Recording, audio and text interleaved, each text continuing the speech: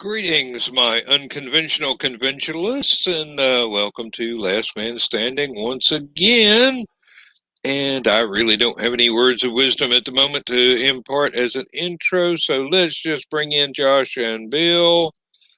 And here we go. Thank you, gentlemen.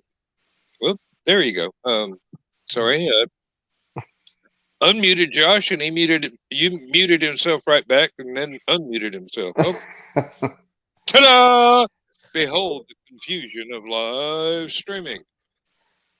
All right, well, I don't know jack about wrestling, so we can't continue the stupid o'clock conversation. But you wanted to talk about music, though. Well, yeah. It turns out not tomorrow, but a week from tomorrow, Bandcamp is going to withhold collecting their cut of any sales of anybody on Bandcamp. And I do have 9 albums, so somebody go buy some stuff. I don't have a commercial advert for that. I've got to work on that. I need to do a music commercial here. I've never heard of Bandcamp. Can you explain that?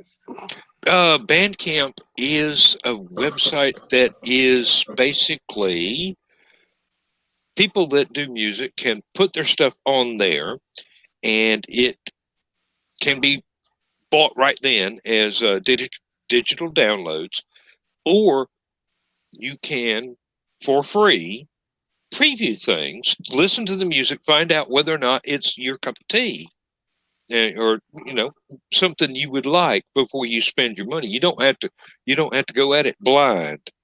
So you can listen to an entire album. You can listen to 2 or 3 songs.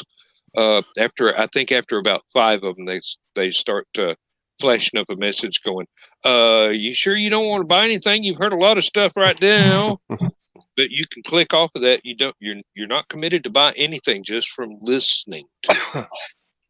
It's kind of like Apple Music, where you get 30-second preview of so many songs or something like that. Pretty much. No, this is the full deal. If I write a 12-minute song and you want to listen to it for free, you can click on it and listen to it. You just can't download it without having to pay me. Oh, okay. I was trying to think there's another one that's very similar to that, because I got some other artist friends that do that. And like you said, Dan, you could listen to the whole song, but you can't make a MP3 out of it or anything. No, you can't download it. And it's recommended that you upload it in the absolute best lossless format possible, and people can choose whether they want that or MP3 or WAV files or just whatever, because they convert these lossless. I think it's FLAC is the file extension, and they sound exactly like what you turn out with your recorders and everything. So it's exactly the way you want it, and then you can pick and choose whether you want to be able to download it and just listen to it on your computer, or you want to download it and burn it to a music CD to play in the car or whatever. And basically, there's a individual song price, and then there is, I'm going to buy the whole album price. And you can, most folks do okay, this is the minimum for this, or you can pay what you think it's worth if you want to pay more than this. So and that was Bandstand? Bandcamp. Camp. Okay. Yep. Right. You're thinking of Dick Clark, Josh. Yeah. Yeah. Sorry. I've got a long ways to go before I get people dancing around me.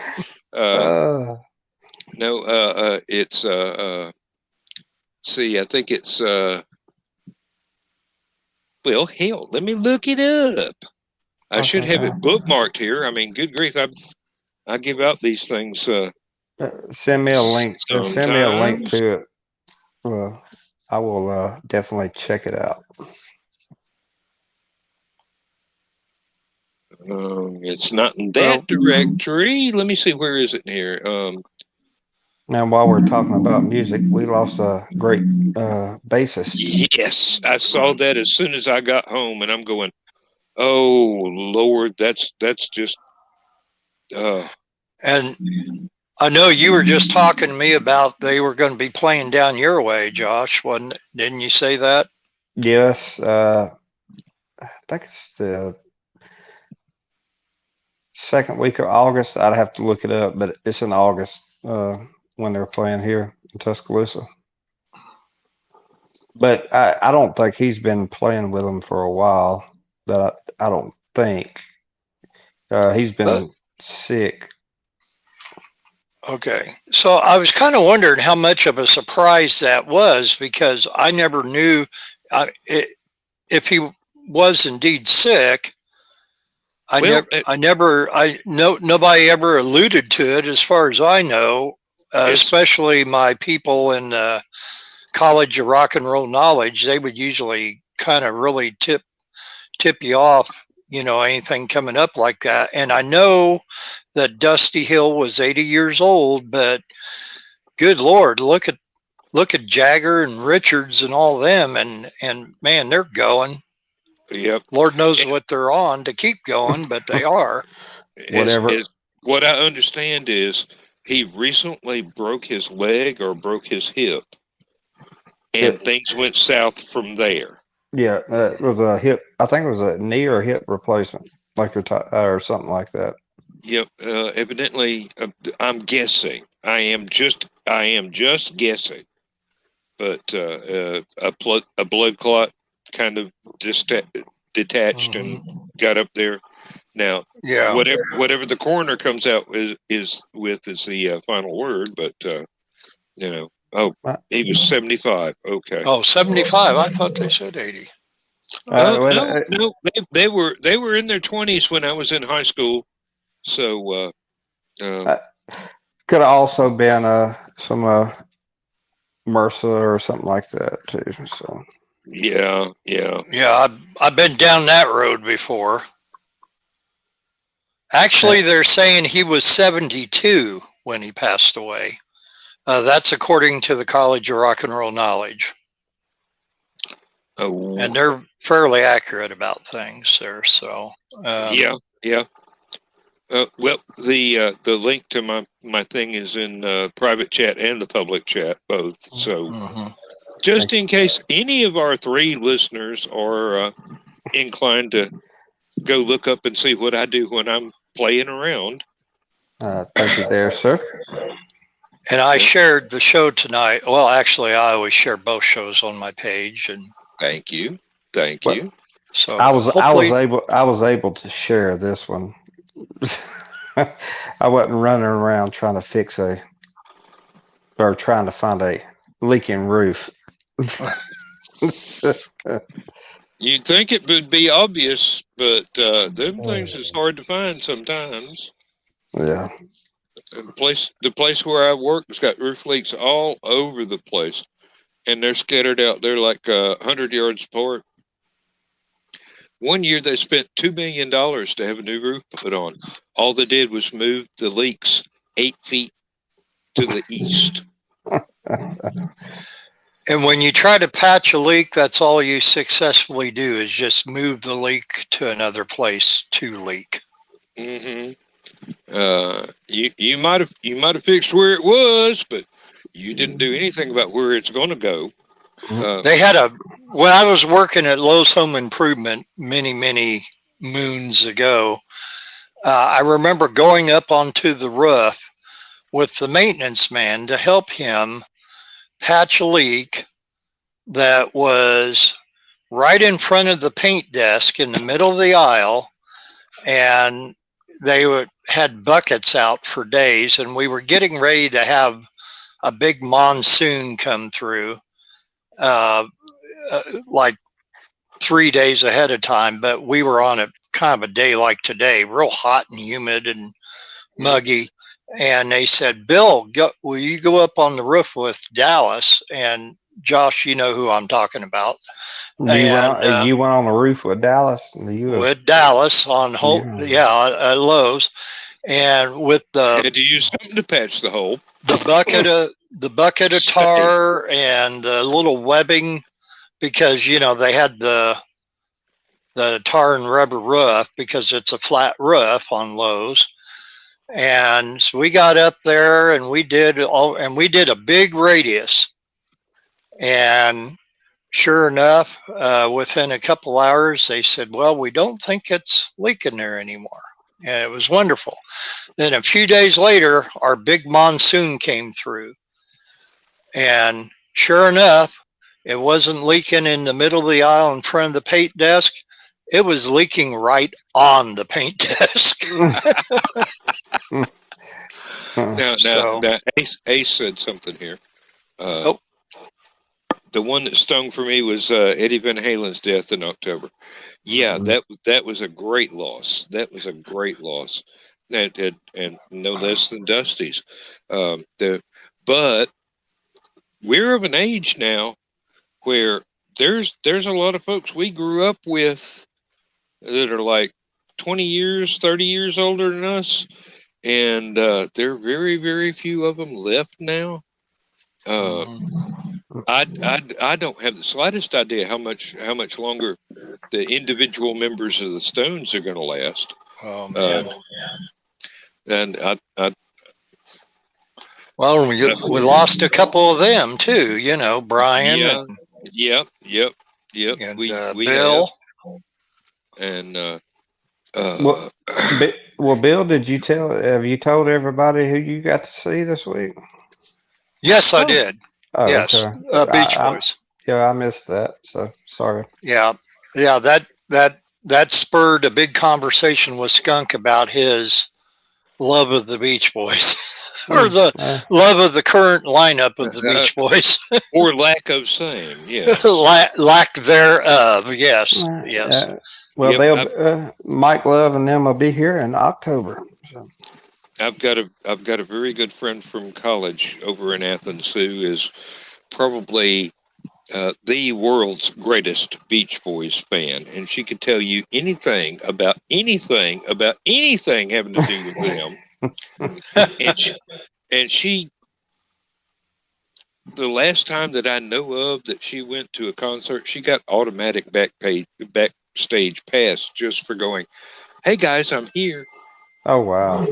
Yeah, that kind of fan, and classy lady, really classy lady. Her husband is one of the most classy gentlemen that I know as well. Oh, Ted, thank you. Let me flash this up here. I'm not used to being in control. Usually it's John and Joe going, oh, click. So I try not to get in their way, but here we go. Well, you got responsibility now. Yeah, well, it is my show. Let's see. Yep. I've never actually had the privilege of seeing Van Halen, but I got to see Emerson, Lake and Palmer back in the 70s, believe it or not. Got to see Yes and Donovan in Atlanta in the same concert. I've gotten to see Chuck Berry. That was the first concert that I went to, was Chuck Berry, and I got within about 15 yards of Chuck. Oh wow! So yeah. It was, the whole world cried when David Bowie died. Let me tell you, there are people I know that have yet to get over that, and they probably never will. A very, very influential man. He influenced a lot of people's songwriting styles as well as their performance styles. Lou Reed. That hit me personally, because I got into the Velvet Underground back when all of them were still alive, and they had just basically not long gone their separate ways and doing individual stuff. But oh, here we go. Ace, just brag a little bit. Why don't you? Only time I've been able to see Paul is on YouTube videos. Let me tell you. And if you ever Paul get a chance, oh no, go ahead, Bill. No, I was just going to say I saw Paul McCartney in Wings in '77 up in Chicago. If you ever get a chance, go on YouTube and look up a concert for George. Now it's like 4 hours long. It's broken up into different segments, but watch the whole thing. The last segment is going to be the one that really does. It punches all the buttons for you. It does everything it's supposed to do. But the first three really go through all of the musical influences that George Harrison had, and all the stuff that he produced. One of the musicians in there is his son Danny, and Danny, and there. Paul McCartney's in there. Jeff Lynne from oh God, senior moment here. ELO, thank you. I've actually seen them live too. And a lot of other people that are in that class, that level of master musicianship. Damn, these things are strong. I got to buy some more. What are you sipping on? At the moment. Oh, nice. Yeah, it tastes like a chocolate candy bar with a kick. Yes, sir. Well, I polished off my double cola already. I killed it. You should have put a little rum in that, Bill.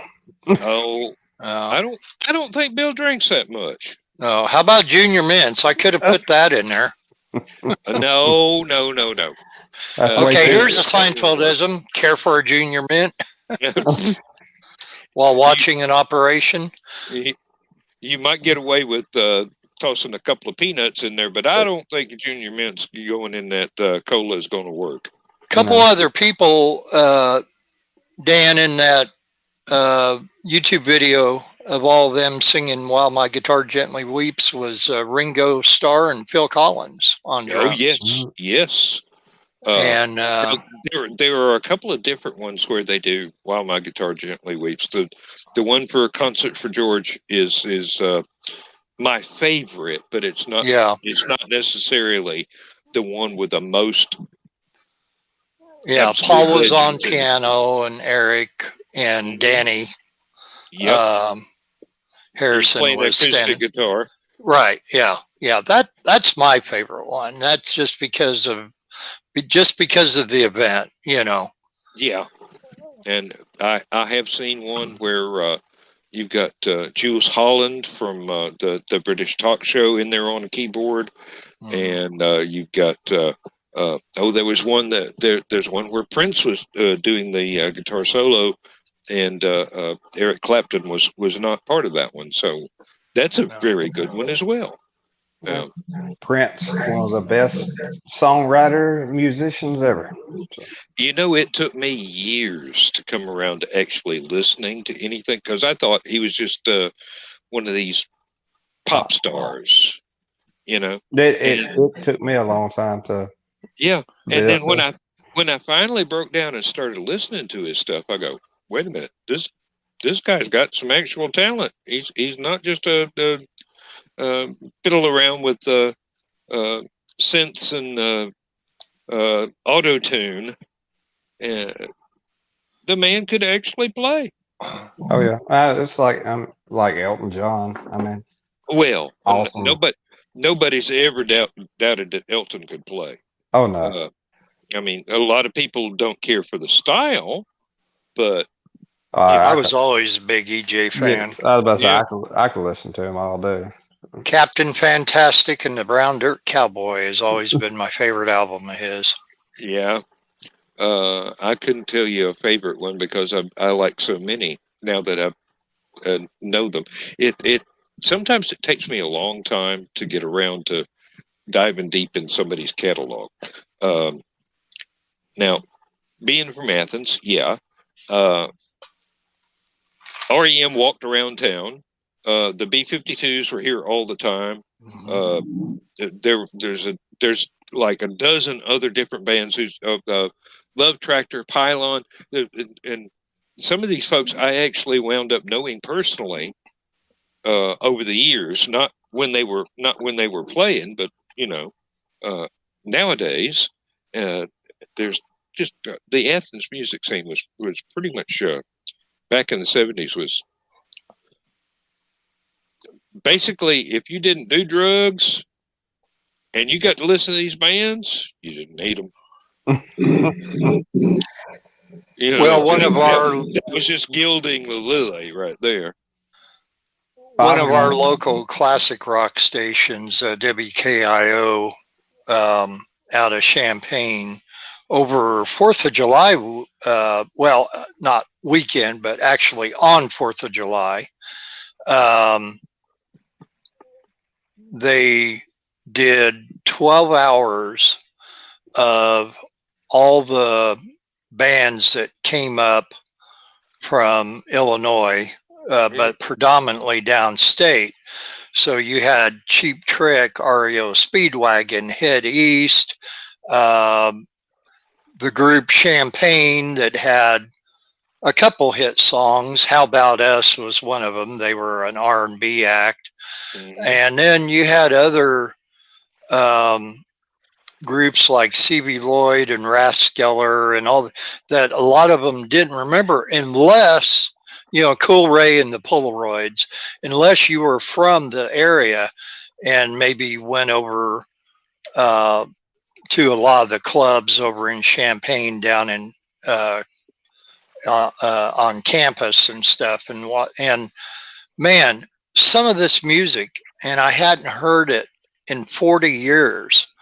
And it was wonderful. And they got a really big reception or feedback, from the people. So now they announced that they're going to do a program, I believe, every Sunday night, where they're going to take a couple hours and feature some of the local talent and that. And so if I told you Raskeller, which from Athens, you would not know them and all that. But then if I started playing some of this, I know you would like it. I know, I kind of know what you like and that, seeing what you posted and that. So that's what they're trying to do with the younger generation that's coming up now, from our area.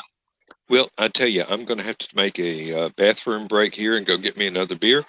In order to keep y'all from feeling uncomfortable and trying to fill the silence, I'm going to play an ad for the Rising Tide. Now, the music on this is real quiet because it's supposed to have a voiceover reading everything off, but I haven't got that far yet. But this is the intermittent thing. You should have sent me the text. Yeah, I was about to say. Can, but here we go. Go ahead.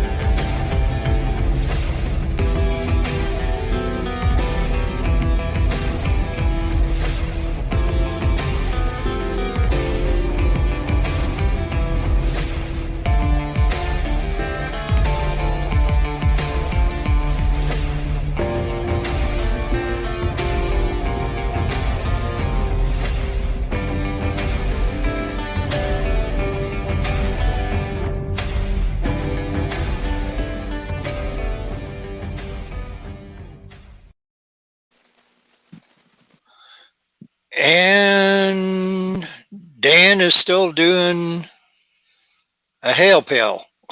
Oh, here he comes. Here he comes, folks. Well, And I anyway, almost that made it back in Hollifield. time. Oh, he's back. He's back. Never, Yeah, y'all stop talking about me because we were just talking about hail pails and all kinds of wonderful things. well, that's one of the reasons why I actually made I did two of these adverts. They're 2 minutes and a few seconds long, and that's one of the reasons. And I was hoping that I would have enough time to get to the bathroom and get to the refrigerator and run on back, but evidently I missed it by a few seconds. Just a few. You got to do like the old DJs used to do. Just put on Hey Jude, and then you can go for as long as you want. You got at least 7 minutes. Put on Inagata Davida. I've got a free bird. Oh yeah. What was the one that Chicago did? It started out by, this was a deep album cut, but it started out by playing Make Me Smile, and it did a whole bunch of songs. It was almost kind of like a rock opera thing, and then in the middle of it you would hear Color My World, and then it would start picking back up again, and then it would end with Make Me Smile to end the whole thing. And it all along, it was, I don't even remember how many minutes long, 15, 20 minutes long, maybe, or more. We used to play that stuff back when I was in marching band at football games. So I think one of the tunes was called A Girl from Buchanan or something like that. It was, if you didn't have the album, you would have never heard it.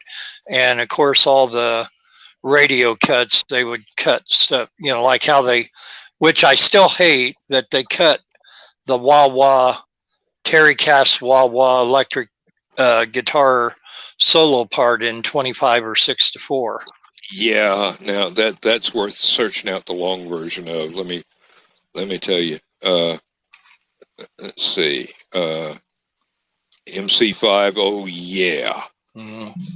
Tell me about it. Kick out the jams, brothers and sisters. Yeah. Let's see what Ace has got here. Oh yeah. Bachman and Cummings. Yeah. Randy Bachman and Burton Cummings. That is a show not to miss. Let me tell you. You was talking about Athens being a music place back in the 70s. Yep. Muscle Shoals, Alabama. Now that was where the people that did all the backup, the studio band. Yep. I can't remember. I can't even remember the name of the studio he was up there now. Muscle Shoals was the name of the studio. But yeah. Was that the name of the studio? Yeah, Muscle Shoals. Yeah. Yeah. The band themselves had their own name. Okay. But I did not know that. See, I do remember 38 Special. I dated a girl back in college who was a dancer on stage for them. Let's see. That's a great band. I've seen a great concert. Yeah. Didn't Allman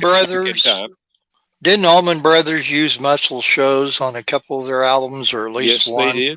Yes, they did. Now, Allman Brothers was a big enough band. Hey, good night, Ted. Temptations, I think. See you, Ted. Thanks for coming. Give Christine a hug from all of us. Temptations, and you consider yourself hugged too. I believe the Temptations use Muscle Shoals. I'm not sure now. On one album, maybe. They had the Motown studios with the Motown Hitsville, USA. So, but eventually people started parting ways with Berry Gordy, and I know when the Jackson 5 did it, that was really a big deal. Mm-hmm. That kind of might have been the beginning of the end for that particular music empire there. Although I strongly suspect the beginning was much earlier. We just didn't publicly know about it. About to say about the only people that probably play up here now is, or in most of the shows is Alabama. Well, no, you'd be surprised. I mean, there are quite a few of the original crew, the Wrecking Crew. Okay. Is that the name? Yeah. Is that the name? Yeah. I mean, it just came to me. I don't know what it applies to. I mean, there is a Matt Helm movie starring Dean Martin by that name. So, and I am a big Dean Martin fan. I mean, anybody that can make a living drinking whiskey and being surrounded by pretty girls is pretty high in my book. Let me tell you. Who was, okay, speaking of the Wrecking Crew, who was the woman that played bass for the Wrecking Crew that up until recently, she didn't get a lot of credit? She's an outstanding bass player. I know exactly who you're talking about. We need John Scarborough to Google this stuff. John, where you I'm on it. Because I do not know her name. Sadly, I don't remember her name. But I've read multiple articles about her, and having listened to her work, she is just there are people that are famous that don't deserve half the credit she does. Carol Kay. There you go.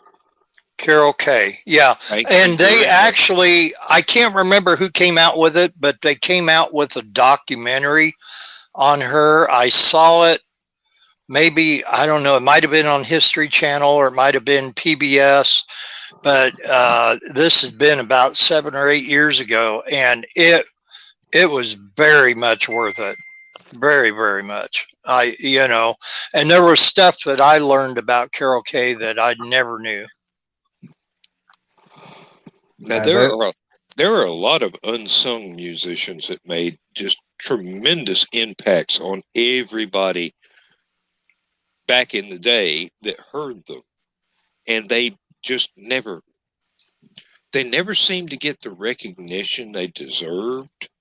They were just absolutely awesome.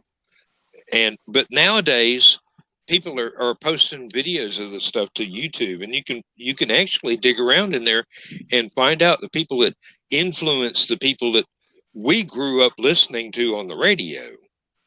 Mm-hmm. Well, I was about to say, I mean, you got so-called country music nowadays. It's not country. It's pop. I mean, yeah. What they play on the radio. I'll say that. It's country flavored pop. Yeah, and that's not a bad thing. It's just it's a money thing. It makes you want to listen to bluegrass more. Well, it just so happens I did grow up with Lester Flatt and Earl Scruggs and Hank Williams Sr. and people of that ilk, and I've developed a fondness for Hank Jr. and a lot of the folks that are coming along now. And then Jamie, I was about to say Jamie Johnson, Chris Stapleton. Chris Stapleton. I mean, awesome writer. I mean, Willie Nelson. I mean, good Lord, there are just so many. And to tell the truth, I'm not that big a country music fan.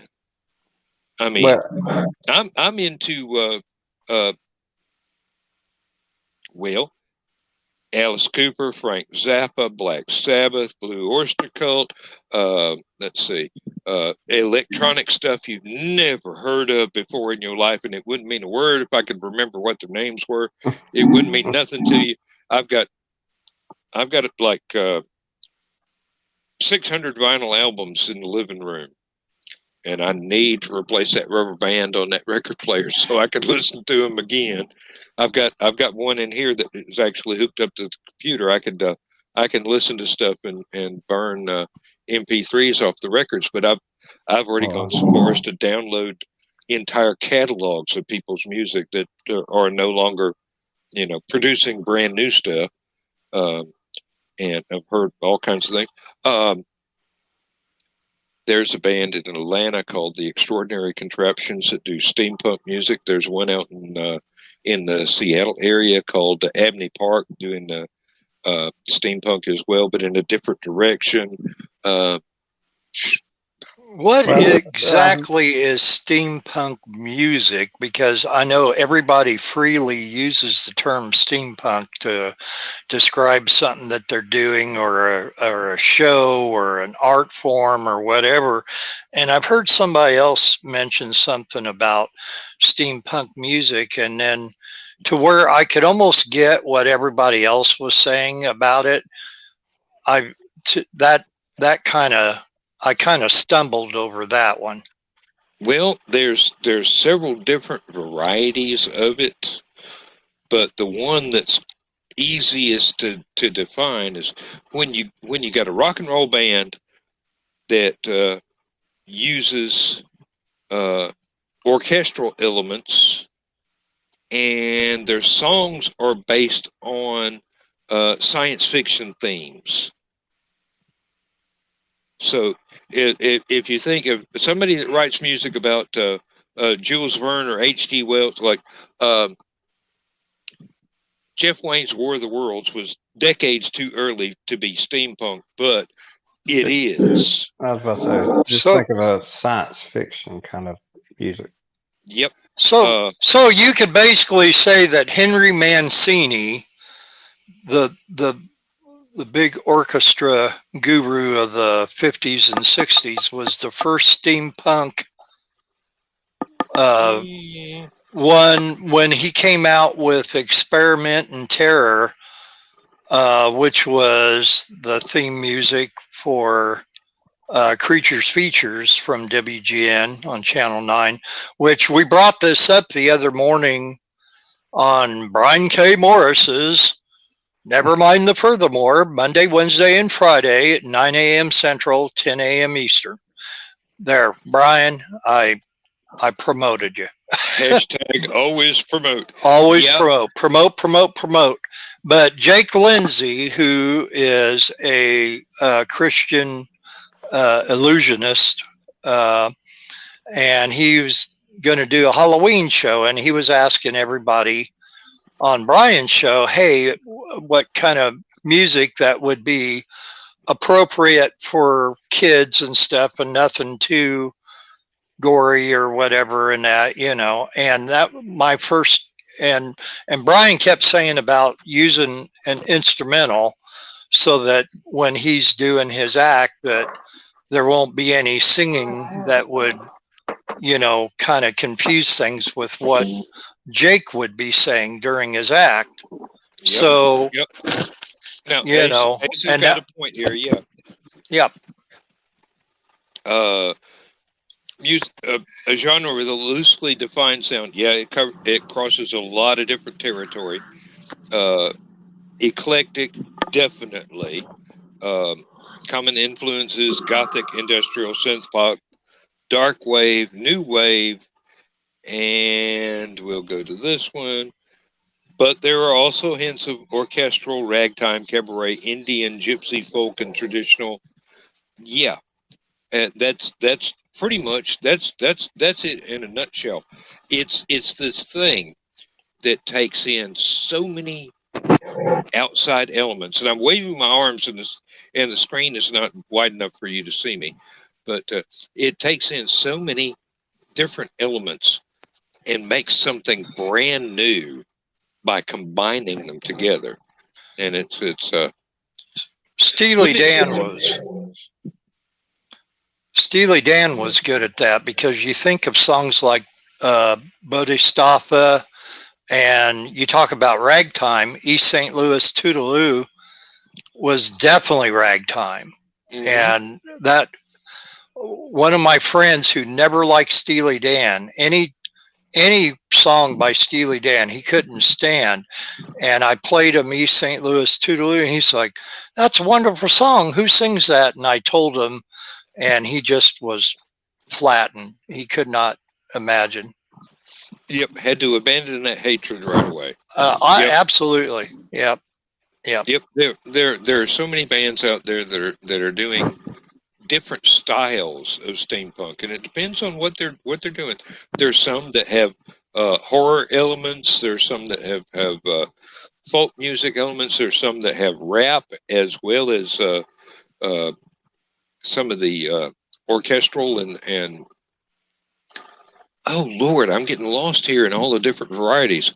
Steampunk music is one of those things that's just about as hard to define as steampunk itself. It's basically if you were Jules Verne and you were trying to imagine the future, think of what kind of music you'd come up with. Yeah. So can I be the devil's advocate here for a minute and say maybe calling it steampunk is not the right thing, because then that's kind of making it a little too generic for all the different descriptions you've just said these last couple minutes. That would be like saying, well, we were talking about Chicago a little while ago. Mm-hmm. And you say, well, what kind of music they play? Oh, they play rock music. Well, now not always, but yeah, no. In a general sense, they are a rock band.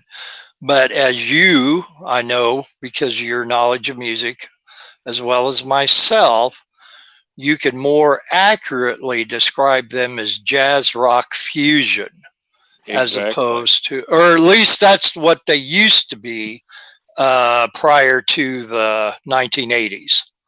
You know, yeah. And then once they dropped the brass section and went to MTV, that was the end of Chicago as far as I'm concerned.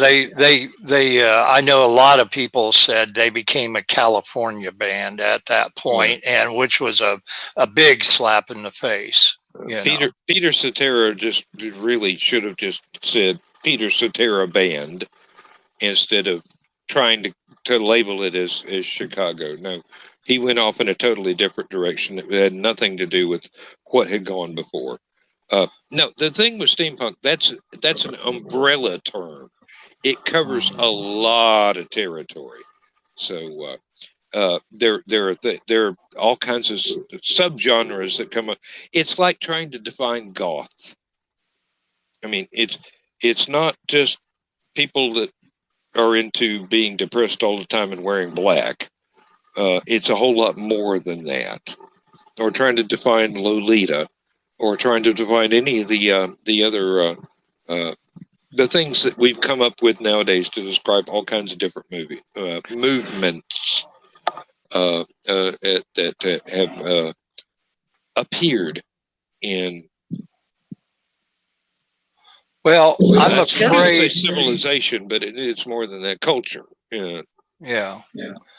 I'm afraid that amongst everything else that we're encountering nowadays with cancel culture and everything else, and I don't want to get political, but there are people that are redefining words and different classifications and genres and that.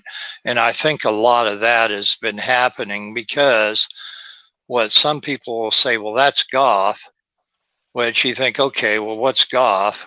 Well, goth is short of gothic.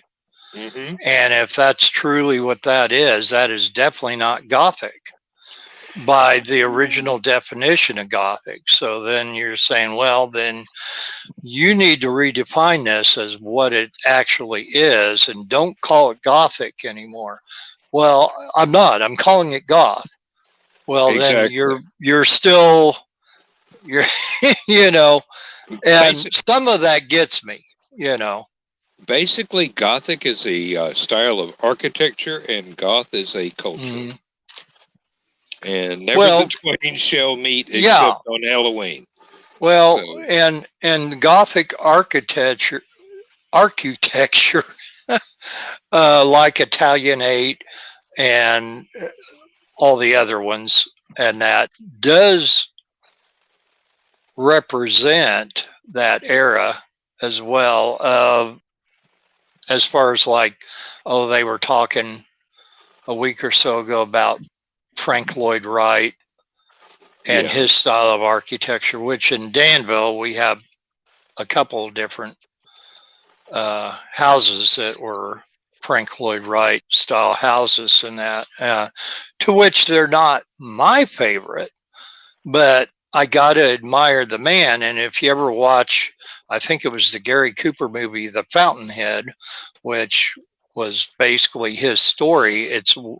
That's what gave me appreciation of the man, even if I didn't really particularly care for the style of architecture. You know, I could say, well, yeah, I love Art Deco, but Frank Lloyd Wright stuff, no, for this reason or that reason or whatever. And, you know, and that's like how I was talking with my cousin today, and we were talking about the IKEA store and that style of furniture that they have there for theirs, which is supposed to be, I guess, Swedish influence or whatever because of all that. Not my cup of tea, but yeah, there are people that like it. And yes, Swedish modern is a style in and unto itself, and it has been for about 50 years. Yeah, right. And some people call it a kind of a minimalist type of way, which I love Mission Oak, and I'm actually staring at my Mission Oak bed right now, which is much the same, but I think I will prefer that as opposed to what the Swedes had. No offense to any of them, you know. Oh well, yeah. To each their own. Everybody has something that appeals to them, especially, and most of the time it's not the same for any two people that might be sitting at the same table having a hamburger together or whatever. Right. So, and that's the beauty of things. Well, like this, there's stuff I like, there's stuff you like, there's stuff Josh likes, and sometimes it crosses over, and sometimes it doesn't. And that's a beautiful thing because we can listen to each other and listen to the passion of how it is that we appreciate what we like, and occasionally somebody, either in the discussion or in the audience, will go, I'm going to check this out and see whether or not I like it too. Well, to promote again, and I'm going to promote somebody else again, in Cindy Kep's most recent newsletter that came out a day or two ago. And if you want her newsletter, because the bird's the word, when you get Cindy Kep's nice and nifty newsletter at ckoepp.com, she talked about people having differences of opinion that you could still get along. She was talking about cancel culture and everything else, and she said that, you know, we're so far separated as a culture in general, and that, you know, you're either so much to the right or to the left, and that, and very little more centrist on that. But, you know, don't embrace your right-minded culture, your left-minded culture, or whatever it is, and that, but, you know, you can still get along with the person in that, and there's too much of it that's not happening these days. But and I'm not doing her justice with my little babbling about it, but the best thing I can do is get Cindy Kep's newsletter at ckoepp.com and read it yourself. And there's a wonderful Bible passage in there as well. And I enjoy it every month, but that's exactly what she was talking about in it. Not everybody's cup of tea, but making connections between different people so that they might be able to draw different things from it. And now we've gotten deeply philosophical. While y'all was talking about Frank Lloyd Wright there, we actually have a building here that is a Frank Lloyd Wright building or a house. So there are a couple of them for sale now. Yeah, well, this one is. They have actually put this one. It used to be an old swimming pool back in the 60s, Mm-hmm. 60s or 70s. Old, like Probably bathhouse. 60s. Probably 60s. Yeah, it was like a bathhouse / swimming pool, and then they let it degenerate. They didn't know. They let it go to crap, and they've actually restored it. But they hadn't reopened the pool or anything like that. So yeah, the man had a lot of different styles in with it. His main what everybody knows him for, but he had a lot of subtle differences that he would apply to different things. A lot of it seemed to me to be rather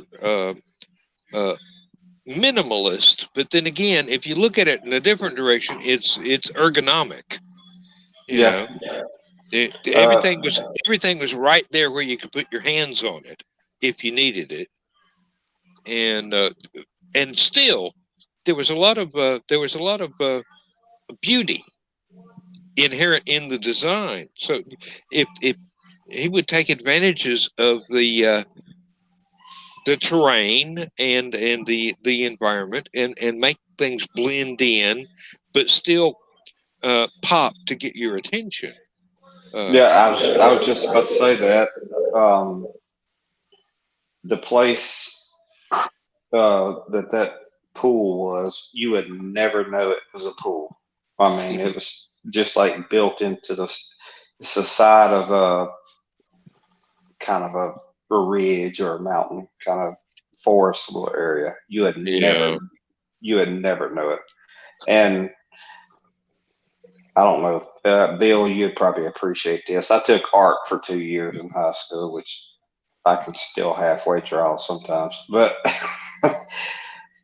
first year of art in high school, that's kind of what we studied was architecture and Frank and everything. So yeah, but now that's I don't be embarrassed by that, because that's a very good thing that a lot of kids nowadays have been denied because it's no longer in fashion.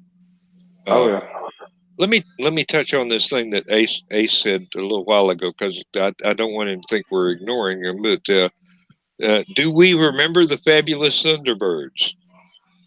Yeah. Huh?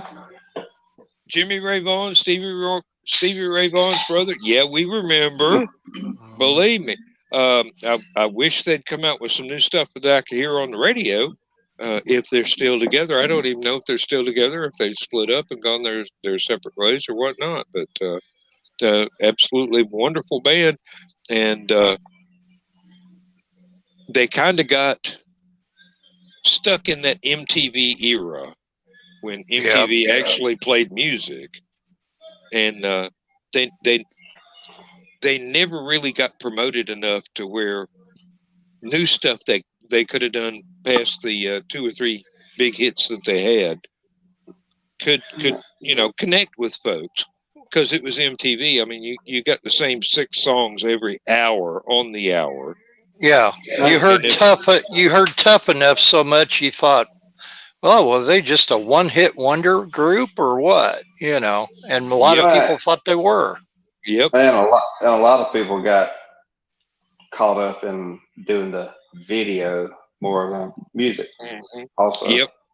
That it was fun at the time, but now, after looking back at it 30 years later, it seemed like it was almost quicksand.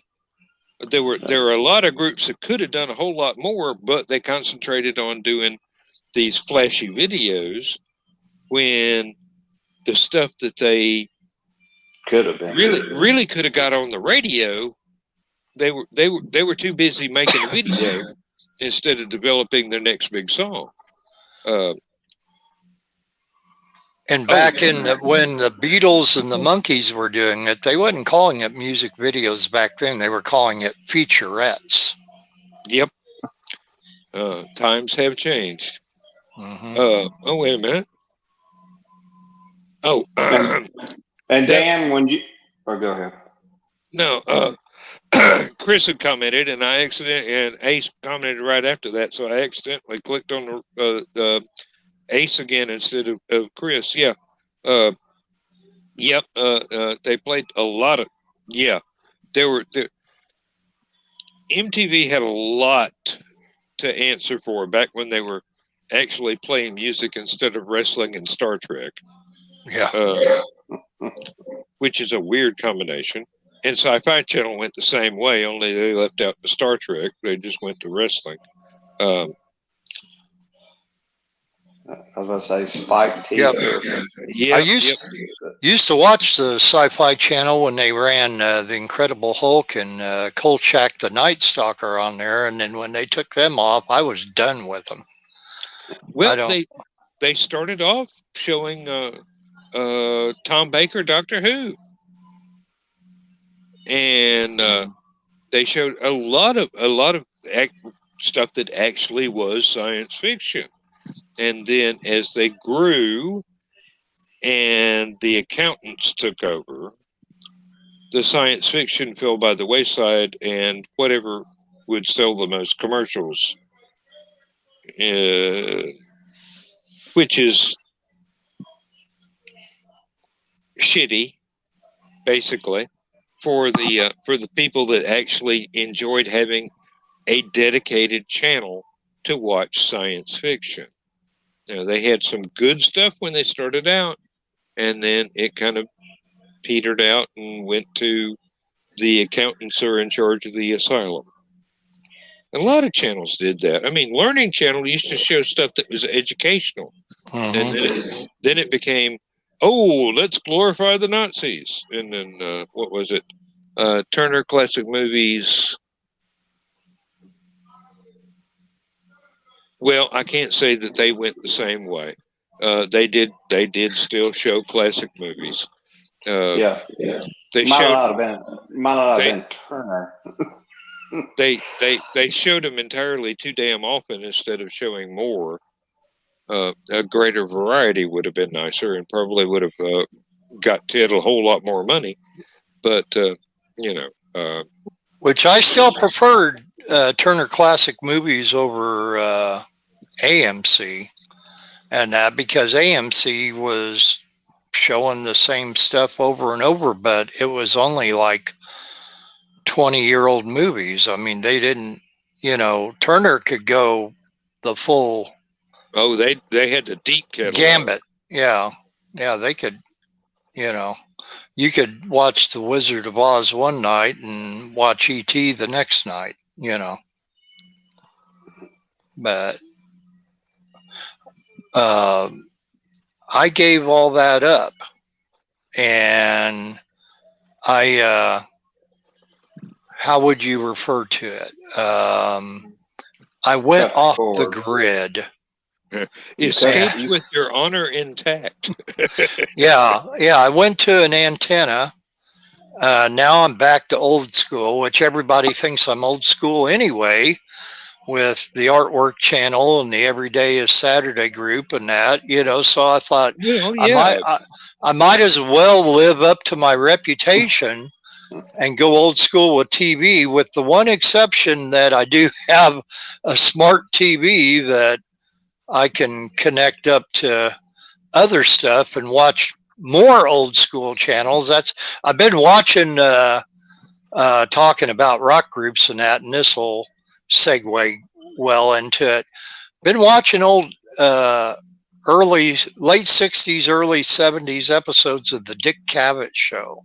Oh, he had some great stuff on. Yeah, Tubi TV offers those, and the first one I watched was from August 16th, 1969. Dan and Josh what was significant about that date? August 16th, 1969. August 16th. Was that Or the just that year? the moon landing? Well, yeah, but Well, that was the month July. before. Oh, That was July 20th, 69.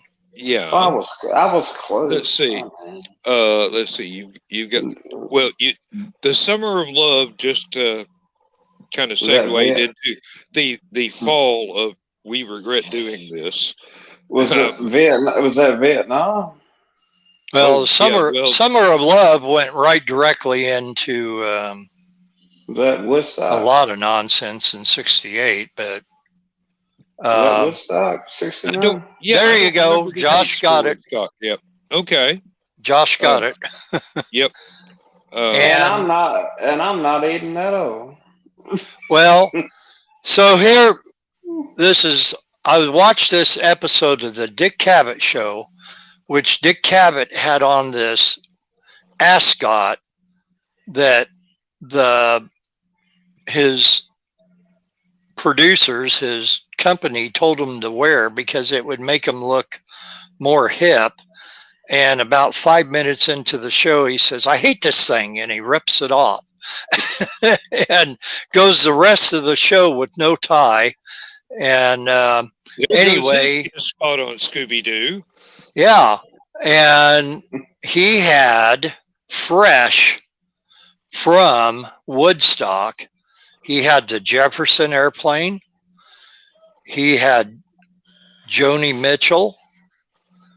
And he had David Crosby and Stephen Stills from Crosby, Stills and Nash and Young on there. And Stephen Stills was showing the bell-bottom pant leg of his jeans that still had the fresh mud from Woodstock on it.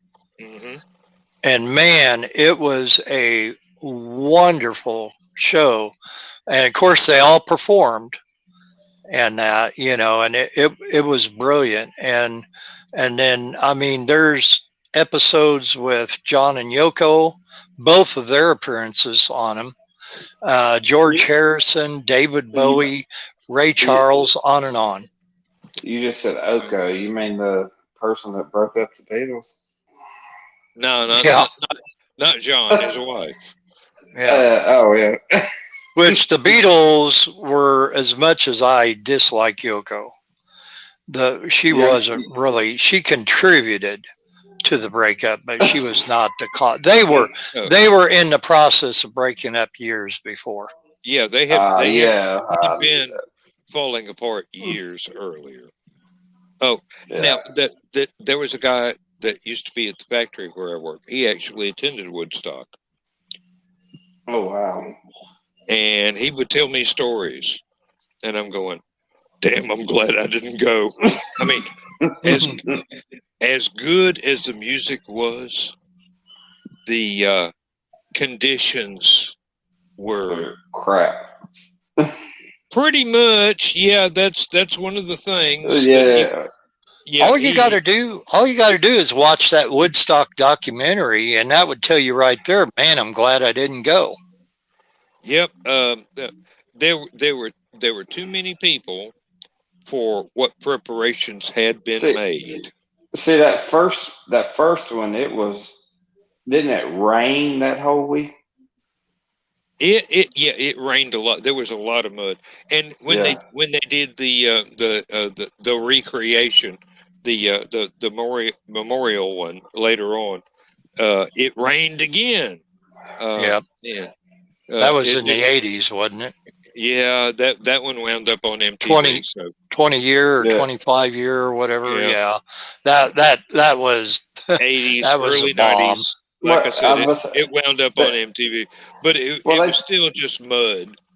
And he was going to try to redo one, like 20 whatever, like a 30-year one, and it never got off the ground. No. People are just looking at him going, "What's the point? Music sucks. We don't want to hear what's on the radio now." Well, not that, and I don't think they gave him a permit to do it. Well, yeah. 750,000 people on an acre of ground. I don't think anybody give you a permit for that anymore.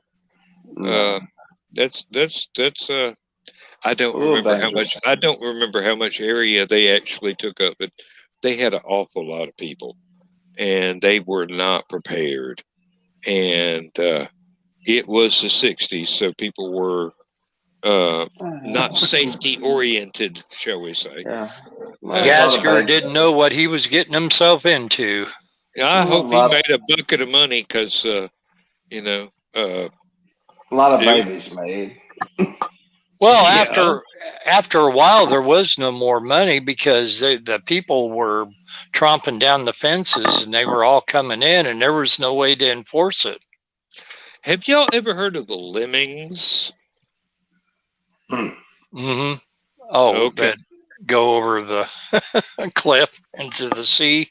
No, I'm Mm, talking about the Woodstock parody. what's that? Oh no, no. Nope. It was people that later wound up on Saturday Night Live, people that were in Second City TV, and people that later wound up working on.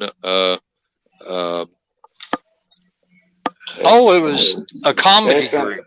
It no, was yeah. it was a comedy album making fun of Woodstock basically, Oh, but you had all these top tier comedians in there, Oh yeah, and it was like a Jimmy so Fallon. I mean, it was all. I mean, Jimmy Fallon hadn't even been the born, believe me. what? Uh, No, wait. Yeah, I'm thinking of something else. Sorry.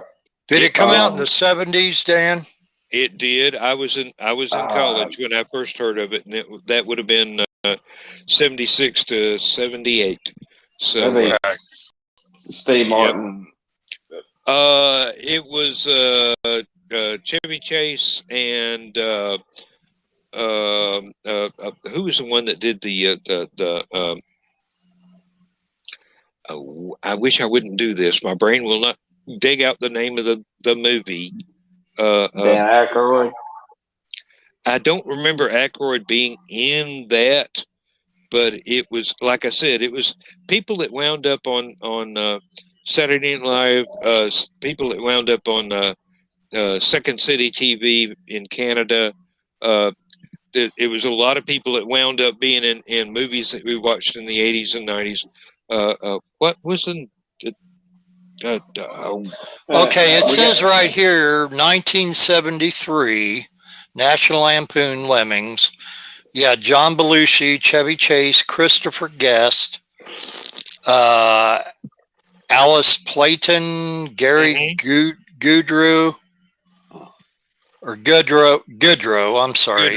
Goodrow. Paul Jacobs, Mary Jennifer Mitchell, Rhonda Coolette, and it tells who played what as far as on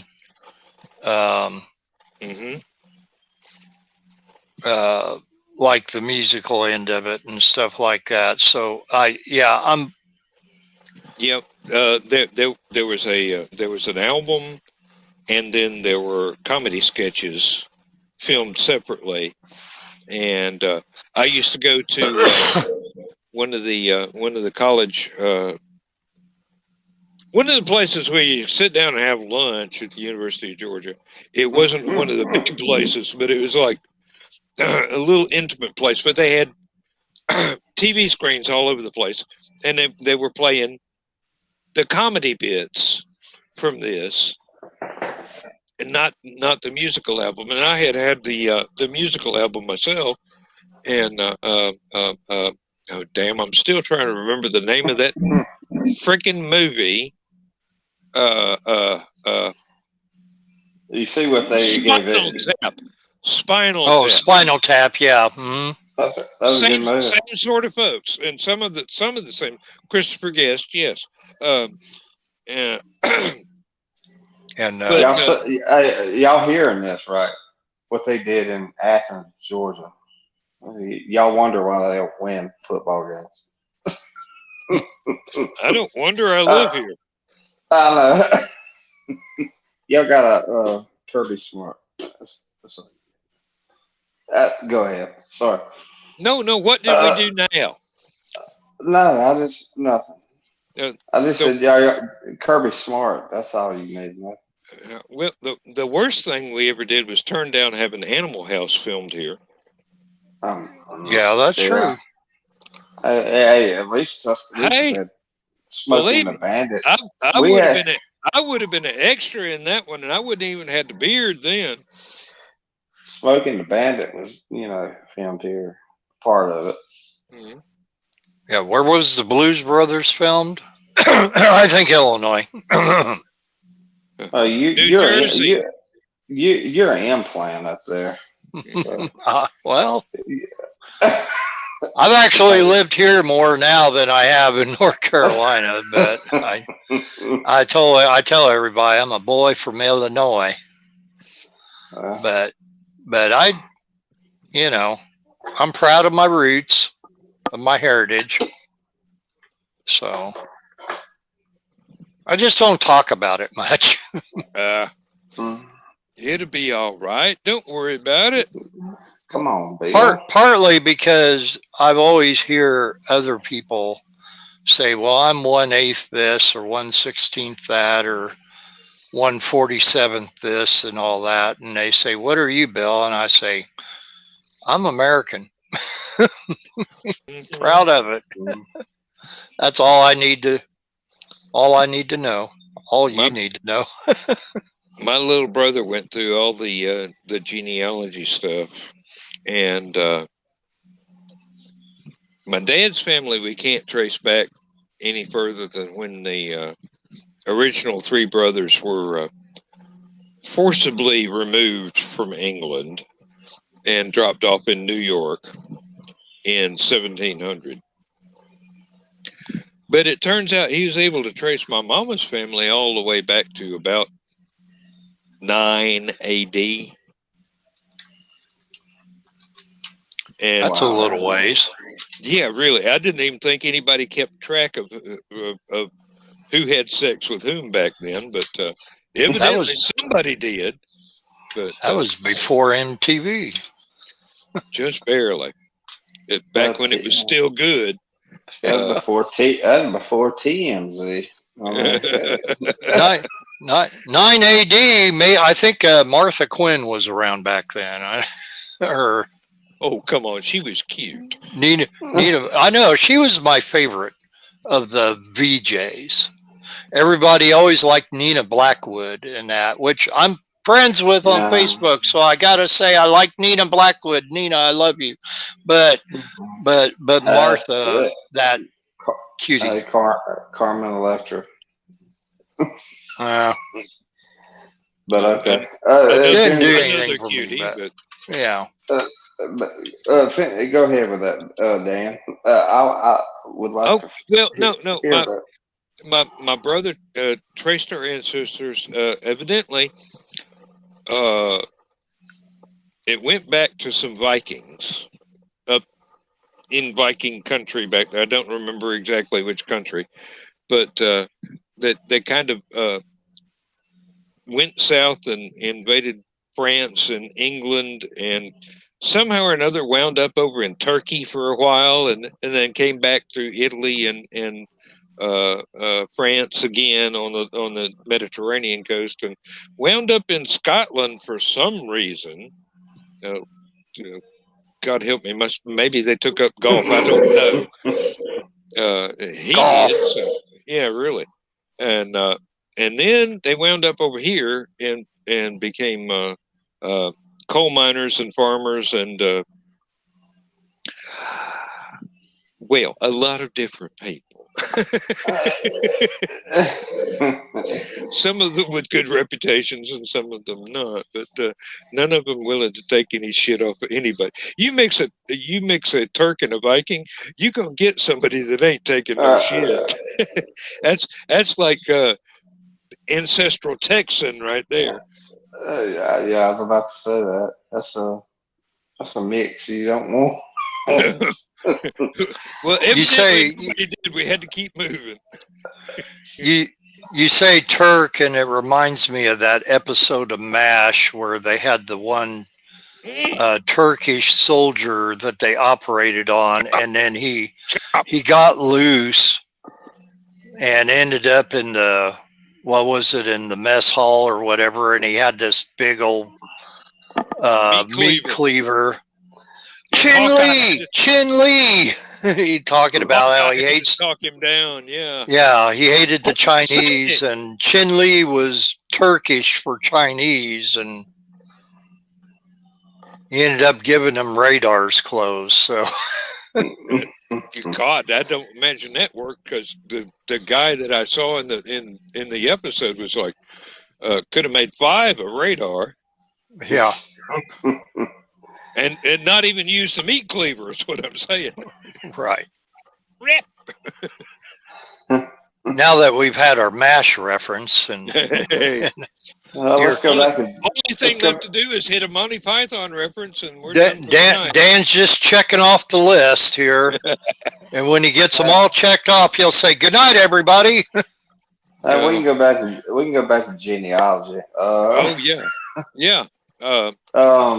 I dream of genealogy. Yeah. With the light brown hair. Well, she had blonde hair. Now, come on. Nah, light brown. Of course, she was a brunette on the Andy Griffith Show on that one episode. Yeah. So, well, it was black and white back in the day. So, actually, it did shift to color, didn't it? Second season. Yeah. Austrian here, so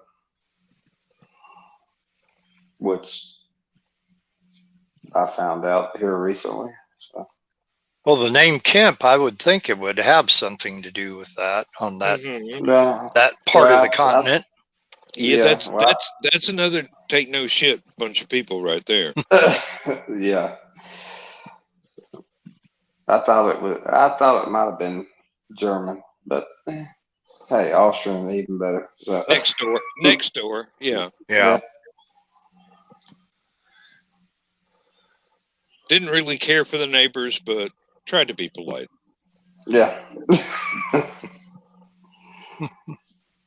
Oh, where's the Sartains from there, Bill? I'm still trying to figure out the Monty Python reference for Dan here. So I'm like you smell something burning, that's my head. Or maybe my headset. I don't know which. My ears are getting a little sore, so that could be anything right now, but just bring up the rabbit. Run away, run away. Yeah. Or I just say nobody expects the Spanish Inquisition. There you go. And I'll reference the comfy chair and the fluffy pillow. And yes, I regularly watched reruns of Monty Python on our local PBS channel, WILL, out of Urbana, Illinois. And it was on, if Carl and Donna Carlene was still watching, or maybe they're watching this on the rerun. It was on every Sunday night at 10:30 p.m. Our time. And then on Monday morning, when I was going to school, we knew who watched Monty Python the night before because everybody was reenacting all the skits all that day, driving the teachers absolutely nuts. You know, I mean, if you saw a bunch of kids doing the silly walk going down the hallway to their next class, you knew that was in the episode from the Sunday night before. Yeah. Yep. And if ever there was a reason to not arm teachers, Monty Python is it. Yeah, exactly. Because we would get so annoying, believe me. Oh, my goodness. How did we ever survive? But it was great, and I've been seeing old videos of. I'm trying to. I had it on the tip of my tongue, and now I accidentally swallowed it. The group that John Cleese was in prior to Monty Python, it was, and I've been seeing a lot of on his page, his Facebook page. He's been posting a lot of the black and white videos. It wasn't the Goonies, because that was the one with Peter Sellers. And, right. No, not the Goonies. Oh Lord! Don't tell me I'm going to have to Google this now. You're having one of those senior moments like I did, trying to remember who Spinal Tap was. It's not that I can't remember; it's that my head is so full of shit. Oh God! How do you store 60 years worth of memories? I mean, they kind of get blended together sometimes, and you get confused about what you're trying to say. And then the edges aren't sharp anymore. Well, thank God Kimberly don't have nothing sharp. That's probably why I done lost some of my memories. Yeah, that frying pan will do a number on you. Yeah, Bill's done heard that frying pan before. I'm surprised I didn't hear it tonight there with all those leaks and everything, you know. You'd not only get hit with the frying pan, you'd get soaked from all the water that was in that pan. You remember Ted? You need to have a long talk with that boy. He's trudging into frying pan territory every time he opens his mouth. I swear Christina's going to whack him one time.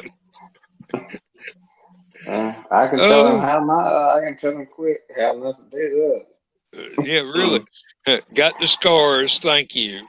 Yeah. Got knots on my head. Got concussions from it. Some of them you even earned. Yes. Some. Yes, some of them.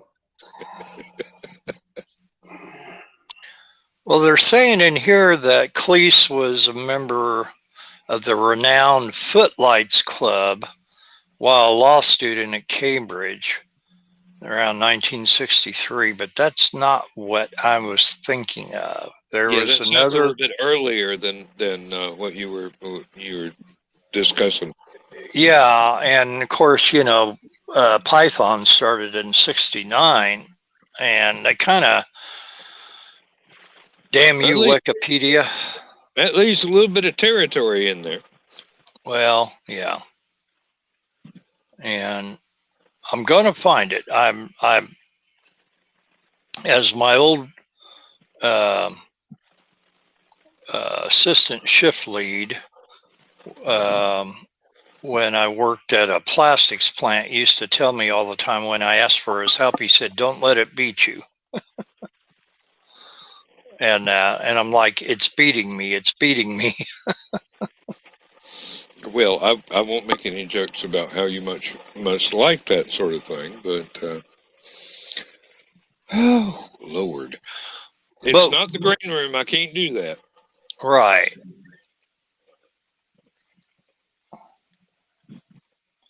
And they're talking about Cambridge Circus, 1963, with David Hatch.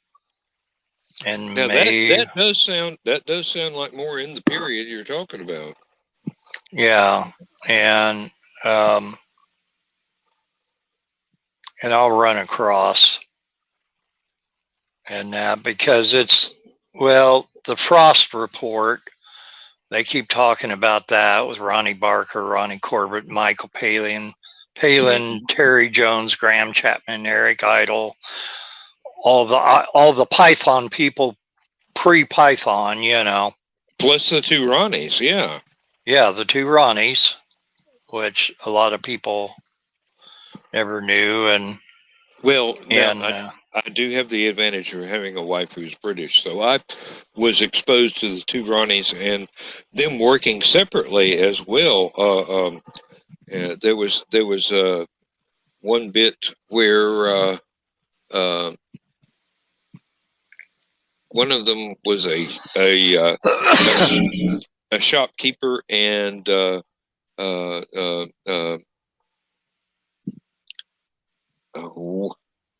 was it David? Wound up playing Rincewind in the Discworld movies, and wound up playing Albert in the Discworld movies, wound up playing in Only Fools and Horses, and I can't remember his freaking name now. Now that I need it. But basically, it was a grocery store, and the elder Ronnie was the shopkeeper, and then Rincewind was his employee, and it's Open All Hours is the name of it. I do remember that one, Open All Hours. It's a wonderful sitcom. Oh Lord, Lindsay has exposed me to so many absolutely wonderful things.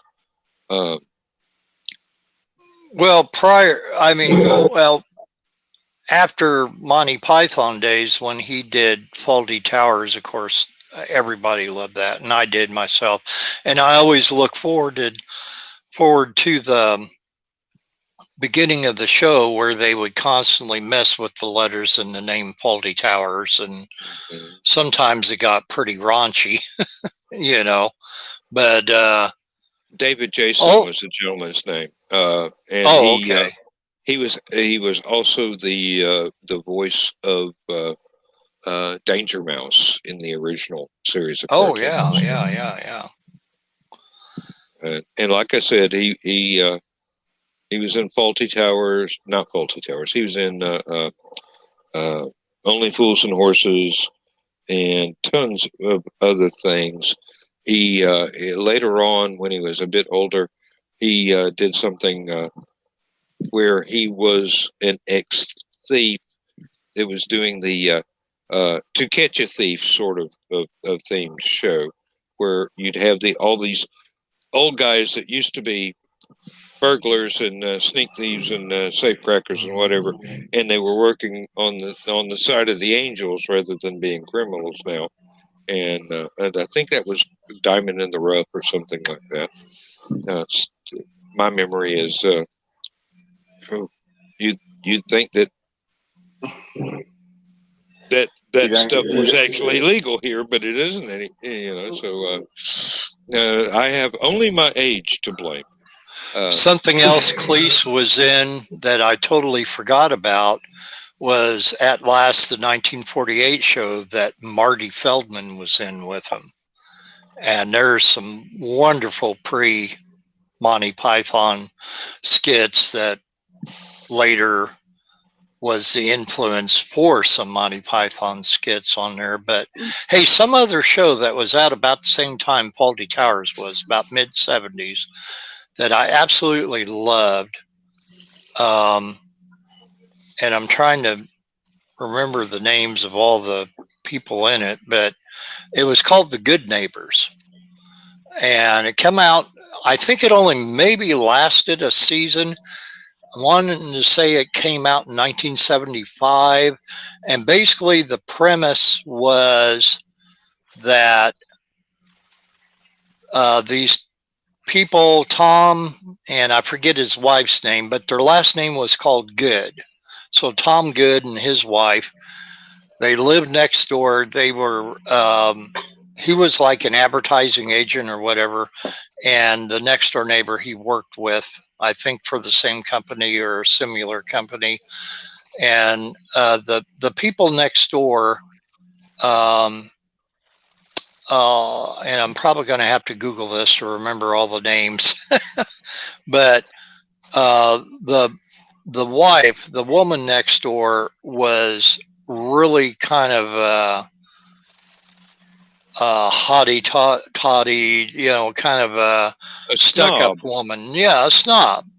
And okay. And the guy that you're talking about and his wife were into organic farming and things like that. well, he wanted to get out of the rat race, and so he gave up the good job to turn his beautiful property next door to the snob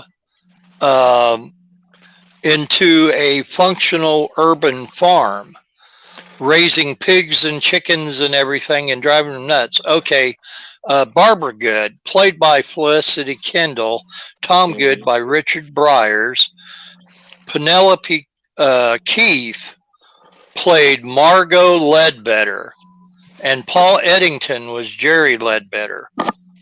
My wife actually watches that one now. Yeah, and Penelope Keith's been in tons of sitcoms, and she's wonderful. But she was 1975. Oh, actually, it says they had 4 seasons. I don't. Yeah. For whatever reason, I'm gonna have to look for that DVD set. Well, actually, if you want to invest just a little bit in a monthly payment, it is on BritBox. Yeah. Along with every British show that's ever been made. Well, Bill, I don't know how much BritBox is a month. I'm sure you would probably know because I know you have it. I think it's about $7. $7 a month, which that ain't bad.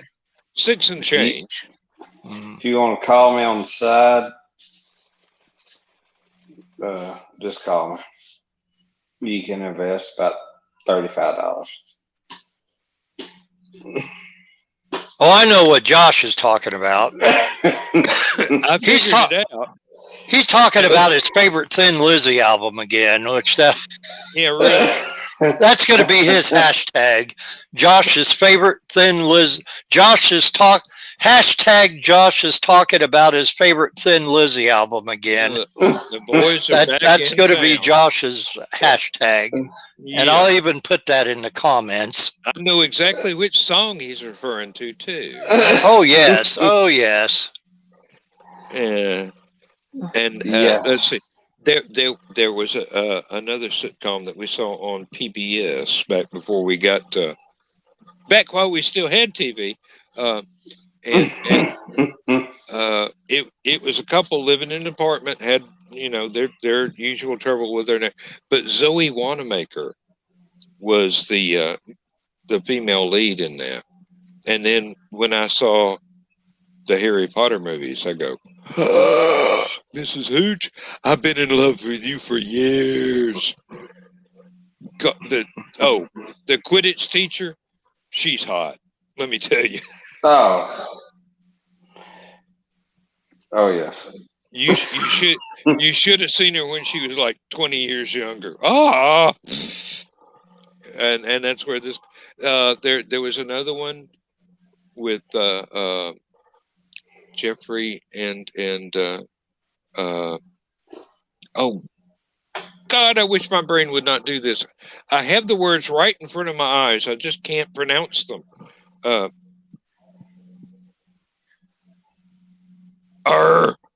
She was M in one of the more recent James Bond movies. Oh Lord. It was a romance comedy, actually. They had met each other back during World War II, and she was a nurse and he was injured, and then they went their separate ways, and then 30 years later they ran into each other. I know the movie you're talking about, and I can't remember it now. Oh well, it was a TV series. As Time Goes By, I think was the name of it, but it could have been. Yeah, I think that was the name of it. Jeffrey had been in several Doctor Who episodes. Matter of fact, he was in the one with the. Are you talking about Judi Dench? Judi Dench and God, I can't remember. No, I should remember the gentleman's name. Jeffrey Palmer. Jeffrey Palmer. Thank you. Yes, And he had was done. been in everything. Yes, Yeah. but I got to see all this stuff, and I can't remember it because I got to see all this stuff, and it gets kind of clogged in here. Sometimes it needs a plunger to get it free. I love a lot of the Britcoms and that, and there was, sadly, because I have gone off the grid and I'm using an antenna again.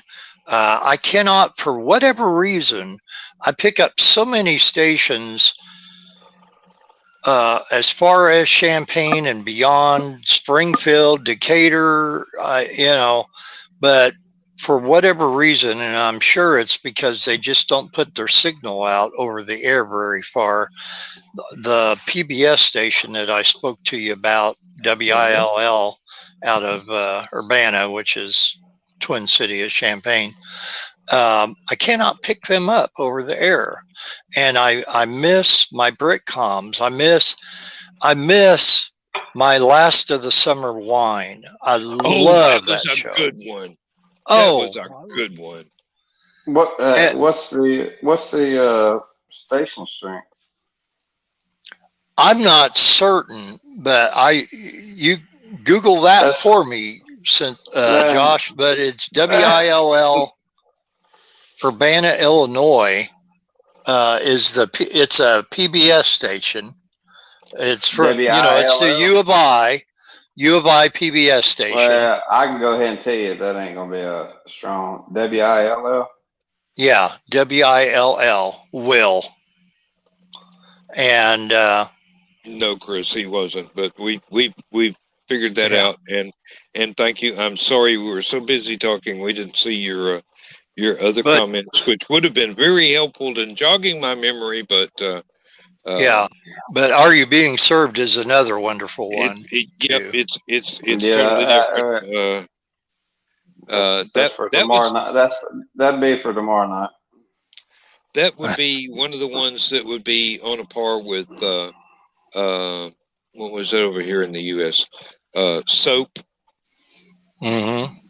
That just one of those things where it was so strange, and at the same time it was so good. Benson, the spinoff from Soap. And actually in Soap there were two Star Trek actors working in there at the same time. Was Odo and well, you mean on Benson? I think they were in both. Renee, I never can pronounce his last name. But I know he was on Benson. But, but back to the Are You Being Served thing. Okay, talk about Neelix, spinoffs. Yes, thank you, Chris. Neelix, thank you. Neelix, yeah. Dan, did you ever watch Are You Being Served Again? The sequel? Yeah, I believe we have. My wife doesn't like it as much. There are a couple good episodes out of there, but it just lost the whole love of the reason why I think everybody loved Are You Being Served. Well, that ensemble was pretty top rate. I mean, they nailed every line. It was like they were born to do those parts. I mean, obviously they had done other things before and will do other things afterwards, but it's like that cast was meant to do that show. Oh yeah. Yeah. You turned around and I mean it just drew you in. I mean I don't know what else to say about it as far as Britcoms go. I mean, Mm-hmm.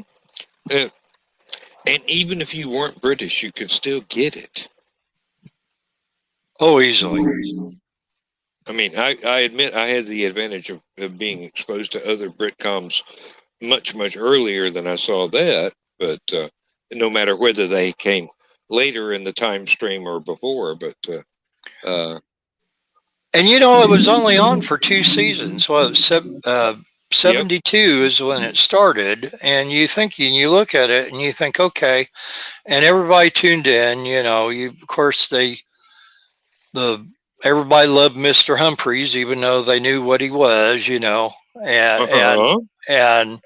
And of course, Mrs. Slocum, you just tuned in every week to see what color her hair was on that episode, and hoped that she talked about her cat again. Yeah. In the other definition of it. So, but I mean, seriously, that was part of the joke. She did not know any other language to speak of in that respect, and it was one of those double entendre, triple entendre things that you just kind of. You couldn't have that show today. I mean, when between Mrs. Slocum's definition of her cat, all the what would now be referred to as sexist or stalking type comments and suggestive behavior from Mr. Lucas, usually on Miss Brahms, and that because she's always seemed to be there, and that and Humphreys would have been the most acceptable character nowadays. Yeah, now, and the thing about it is, I don't ever remember any backlash because of his character at the time. No, there wouldn't have been any because it was played at that theatrical level of flamboyance. Yeah, the flamboyant. What was it? Captain Peacock used to always call him a poof. I guess that would be the British term for it. Yep. Back then, but even the minor characters like the maintenance man, was it Mr. Mash or Mr. Bash? Mr. Mash, I think it was. And he was always rolling some thing out that was going to be used for a promotional sale or whatever, and of course it was always some creation of his that was always backfiring and stuff, and they just it flowed so well from episode to episode, and I of course never watched it for the longest time. I had some people say, "Oh, you got to watch the show. You got to watch the show." And at that particular time, it used to be on, I think, Saturday nights on WIL, and just the once a week. So even though the whole series only lasted 2 seasons, by our local PBS station only showing 1 episode a week, it kind of made it seem like it was longer or whatever. Now, what we were talking about, Last of the Summer Wine.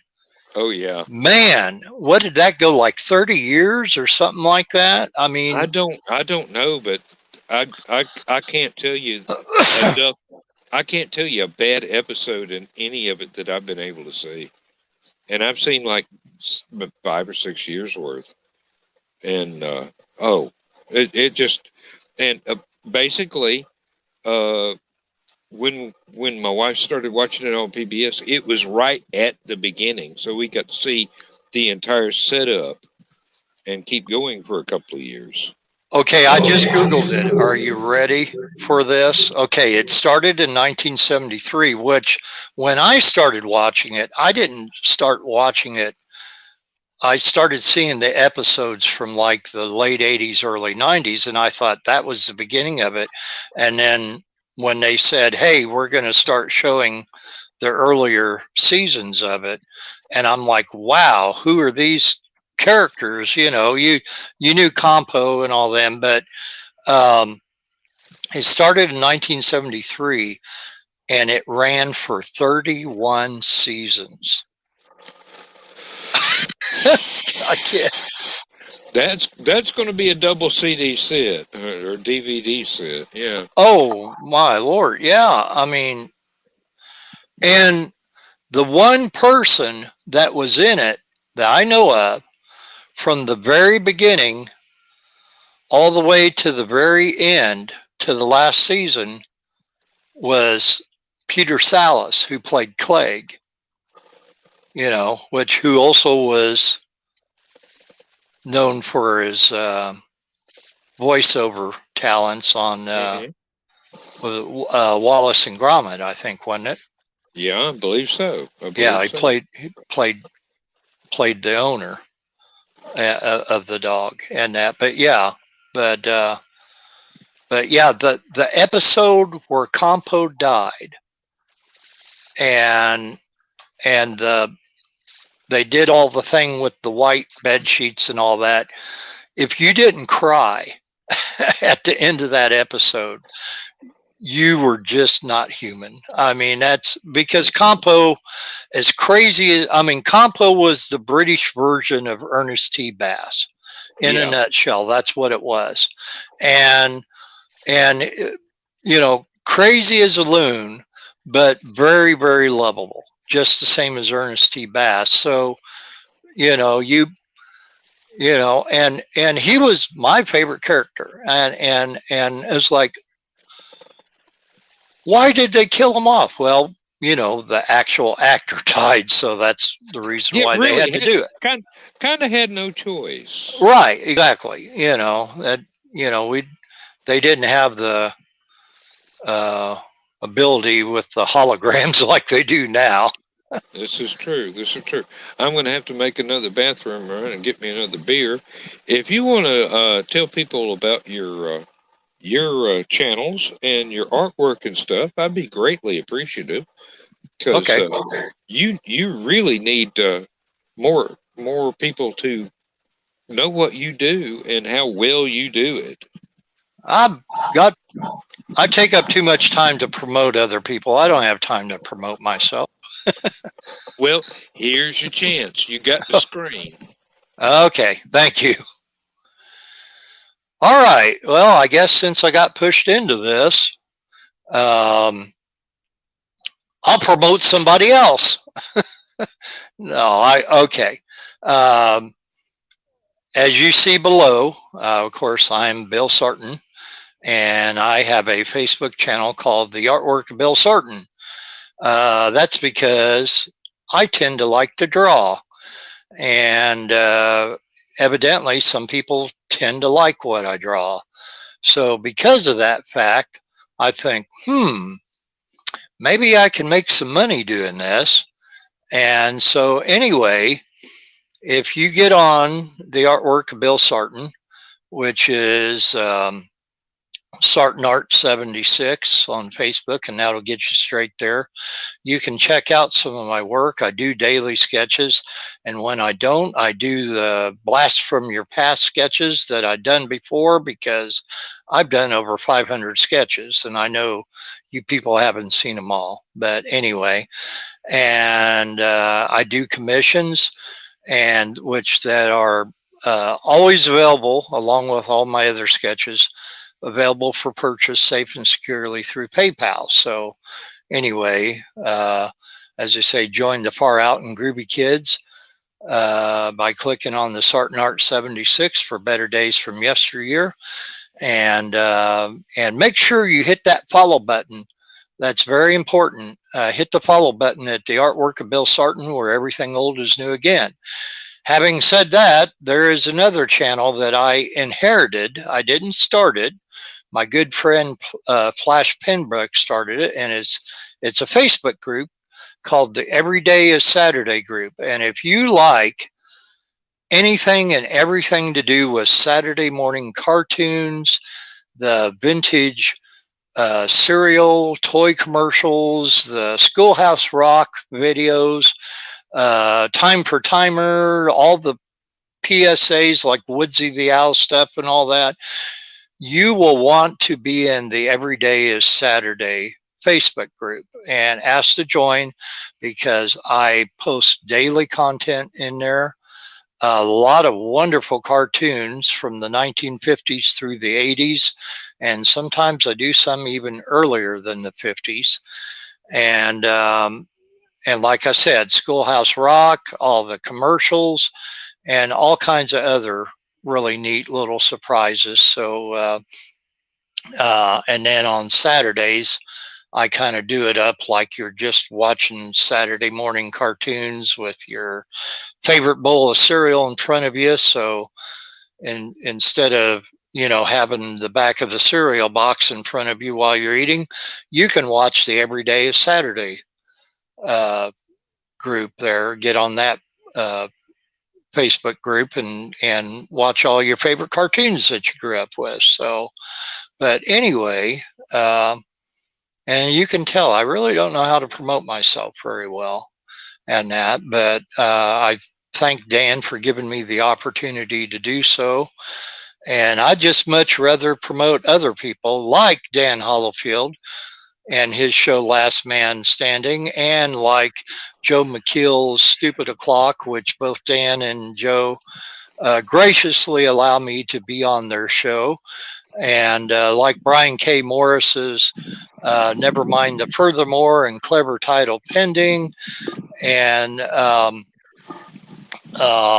Comic Book Spectrum, Ted Davies' show, Carl Witzman and Donna Carlene's little very private, not supposed to know about it, green room that's on Friday nights, only available to people who are in Carl Witzman's, Uncle Carl's secret humor group. But don't tell anybody I told you that.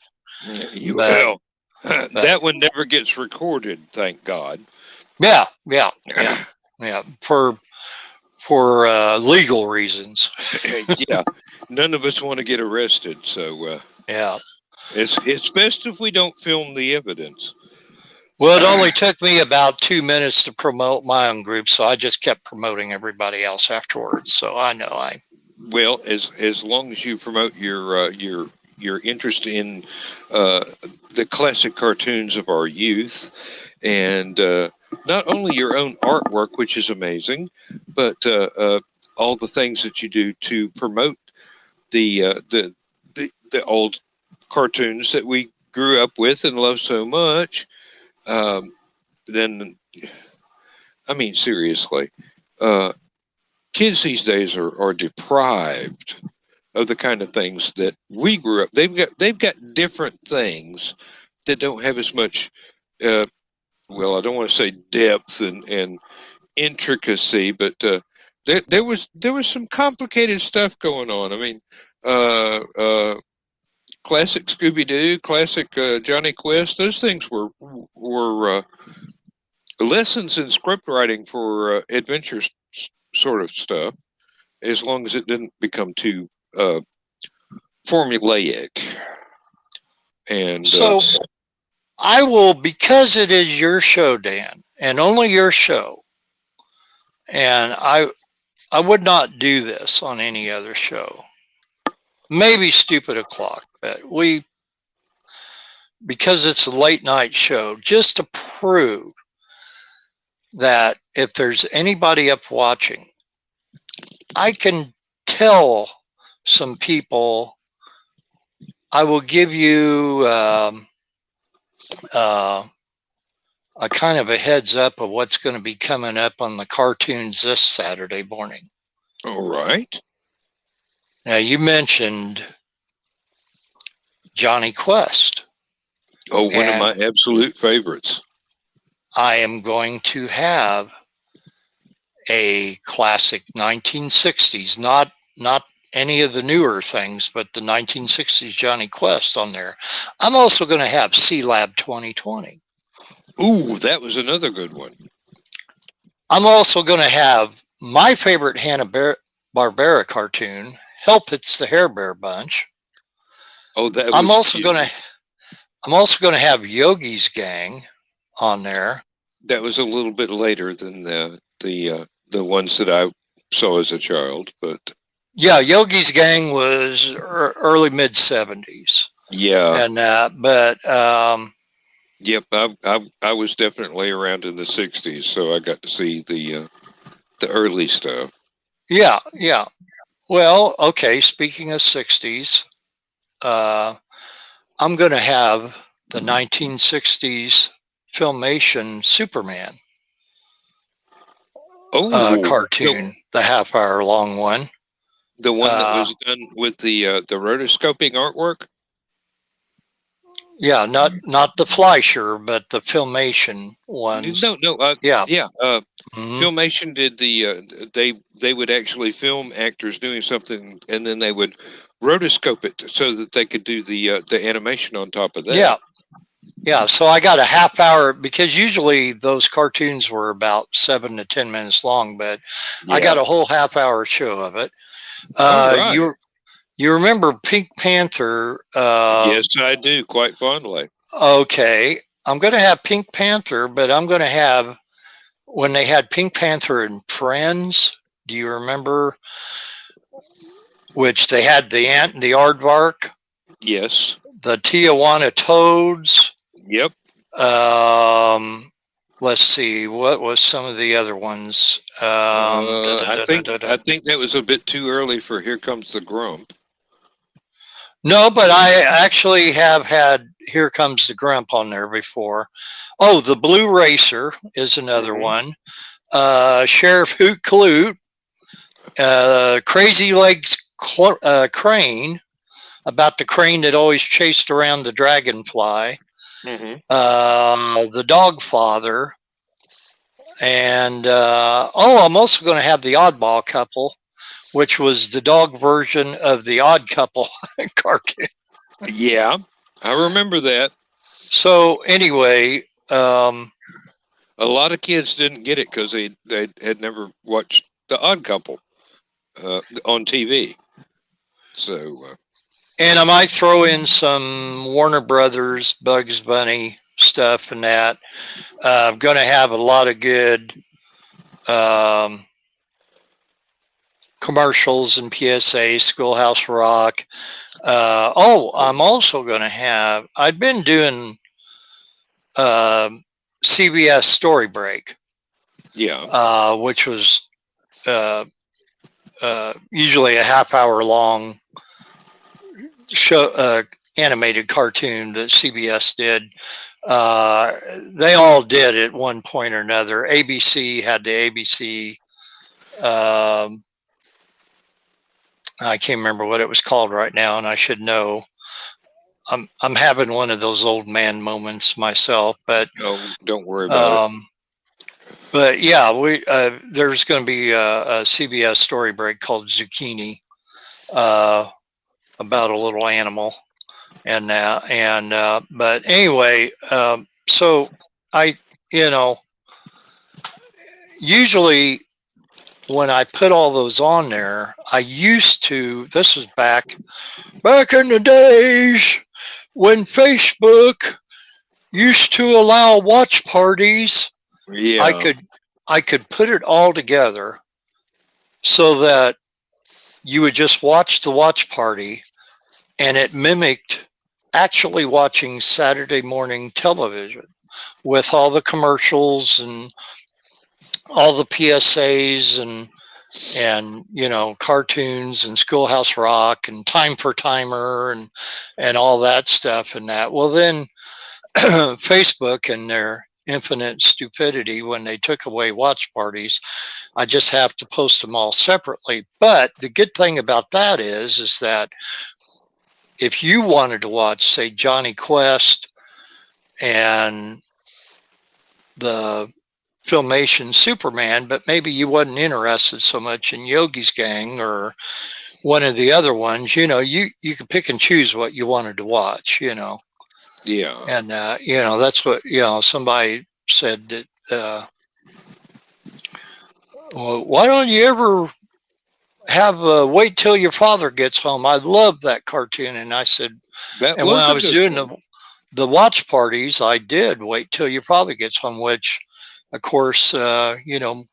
And another one from the same time period, Roman Holidays. Roman Holidays was another good one. Yeah. And I've often had episodes of that on there too. And I used to have a lot of contacts to get me a lot of these cartoons. Now I have several friends who do the dirty work for me in that, and then they'll do it, and then I'll share it from them, you know. But under the black flag, yes, indeed. Well, yeah, it's kind of like Josh talking about his favorite Thin Lizzy album. You know. Now I've got to ask you. I know you're as big a Johnny Quest fan as I am, and I know you're not really fond of the latter. Let's see, the intermediate series, not the real adventures, but the one where they screwed up the design of the plane. And, and put the golem in there. Yeah. But when it comes to the classic first edition Johnny Quest, which was your favorite episode? I can't remember it by name, and you probably do, but I will tell you it was the one with I think it might have been called the Energy Eater. It was yes, with that monster with the eye that... the Energy Monster, yes, indeed. Energy Monster, yeah. He was invisible until they dumped the paint on him. That was the first episode that I ever saw, and it has never stopped being my favorite. That sound that Energy Monster made gave me, a young kid, nightmares for weeks. But every time it came on again, and I knew it was when I saw it on there before, you know, I'm like, oh, I know what episode this is. And you know, and I knew it was going to scare the bejeebers out of me as soon as I heard that sound from that Energy Monster. But I was so drawn to it, you know. I mean, I can't remember if that was the first time that they used the jetpacks or not, but that was my favorite version of them doing it. I think it might have been one of the only times they used the jetpacks. They might have used the jetpacks maybe 2 or 3 more times, but that was the one where they used them the most. And when Haji's jetpack would not start, I mean, you're sitting there, you're 8 or 10 years old, and you're going, jump, run, do something. Yeah. Come on, boy. You just felt the tension. It was they had produced it so well with just animation that it was like you were watching one of the best Hollywood movies ever made, except it was animated. Right. And you cared about the characters so much that, I mean, and when Bandit had to be rescued at the last second, yeah. Oh, that dog got into so much trouble. I had a friend of mine I went to high school with, and he was a really big Doc Savage fan. Oh, yes. He had all the books and that, and he always told me that he thought that the way they animated Ray Spanion on Johnny Quest, that he thought it looked a lot like Doc Savage, and he said he always wished that the same animation company, of course, that did Johnny Quest would have done a Doc Savage series. Well, everybody does. I mean, the only thing that we got was the Ron Ely movie, and George Powell, rest his soul, decided it was going to be a comedy. Yeah. If they'd played it straight, it would have went on for sequel after sequel after sequel. Oh yeah. But no, George, for whatever reason, decided to play it for laughs, and it was a one-off. But, well, there was a lot of those like that I always thought, boy, they could have made that. Like the Executioner is another great book series that I thought, how did this not ever become a movie or whatever? And then you've seen some, which I did enjoy. Some of my favorite characters, like the Phantom and the Shadow, and that. Yep. And we know the two movies that came out about them, which was fairly satisfactory, I thought. Toward the end of the Phantom, that seemed to get a little bit more far-fetched. I wish they would have stuck more to Lee Falk's stories than anything else. Chris. Night, Chris. And the Spirit. The Spirit, yeah. I just absolutely love all three of those. And I don't know why people didn't connect with them. I really don't. The Spirit was really true to the humor in the actual comics. Yeah, Eisner's books. And it maybe people thought it was too cornball, but that was the way it was. Well, after Batman '89 came out, then one of the first things they tried to do afterwards, because of the popularity of that, was when the Dick Tracy movie with Warren Beatty and Madonna came out. Now, I like that. The makeup on that was absolutely spot on for the villains. I mean, that was exactly the way they were drawn. Oh, yeah. Yeah, they made it like the comic strip. That's it.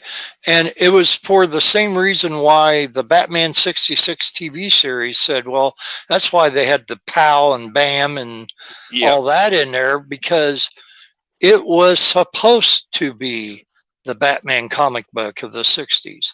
And that's why it was campy. In that one instance, they actually changed the comic book to reflect the TV series. And I do believe the movie came first, didn't it? Of the Batman? The 66 Batman, yeah. No, it came. Gonna have to Google it, and I thought it came in '67, but it may have, but I thought that it was either at the same time as the first season was going on, or just before the first season came out, while they had been filming the first season the year before. Okay, so it did come out in '66,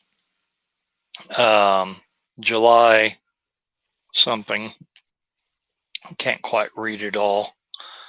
And I know the TV series was out then too, but it seemed to me, though, that the TV series was already out, and because Lee Merriweather played Catwoman instead in the movie, they said the only reason why was because they couldn't get Julie Newmar. I can't remember. She was busy with another commitment. Yeah, contractual obligations and that, but and man, she was in everything back then. But anyway, oh Lord, have you ever seen the Little Abner movie? Oh, yeah. Stupefying Jones, yeah. But now, now at the same time that they were doing Batman as basically an adventure comedy, the same production company was doing Green Hornet as a straight up crime drama. There was no comedy in there except for the crossover with the Batman series. Yeah. And I thought, man, if they had just done this with Batman as a straight up drama, uh, who dropped the ball on that one? It's like Green Hornet is one of those things that when you actually sit and watch it, it's mesmerizing. Oh Now, yeah. Batman, from the same production company, it was highly entertaining, and it was funny. They were playing it for laughs, but what if they hadn't? What if they'd Green. actually done it seriously? Yeah, Greenway Studios. And people will say, well, what was the difference between the Green Hornet and Batman? Well, in the Green Hornet, people died. Batman, they did not. Nope. And that was really it. that was the best way to describe it, in my opinion. And that, but I know. Well, I'm friends with Burt Ward on Facebook, and he was talking about the anniversary of them doing that crossover episode. Yeah. And he said that, I seen Burt Ward's screen test for Robin. He was very athletic, and he did know a lot of karate and jujitsu and that. But when he was taking on Bruce Lee in the fight scenes on there, and Bruce Lee was supposed to be holding back, Burt Ward said, he thought he was going to die, because Bruce Lee's version of holding back was anybody else going all at it, Mm-hmm. And the thing was, from the articles that I've read, Bruce Lee's going, okay, I know I can't hurt him. It's not in the script, but I'm going to make him think I'm going to. Mm-hmm. Yeah. Oh my goodness. And that is one of the best two-parters in the entire series. Oh yeah, wonderful crossover. Yeah. I mean a lot of the I remember the going in, getting trapped into the machine, and coming out a stamp. The stamp machine, yeah. Yeah, that was quite silly and all that, but everything else made up for it. Yeah. Well, most of the villains' traps were quite silly. Mm. They really were. But they were supposed to be. Yeah, it reflected the book. It was pretty much being a parody of a comic book. Mm-hmm.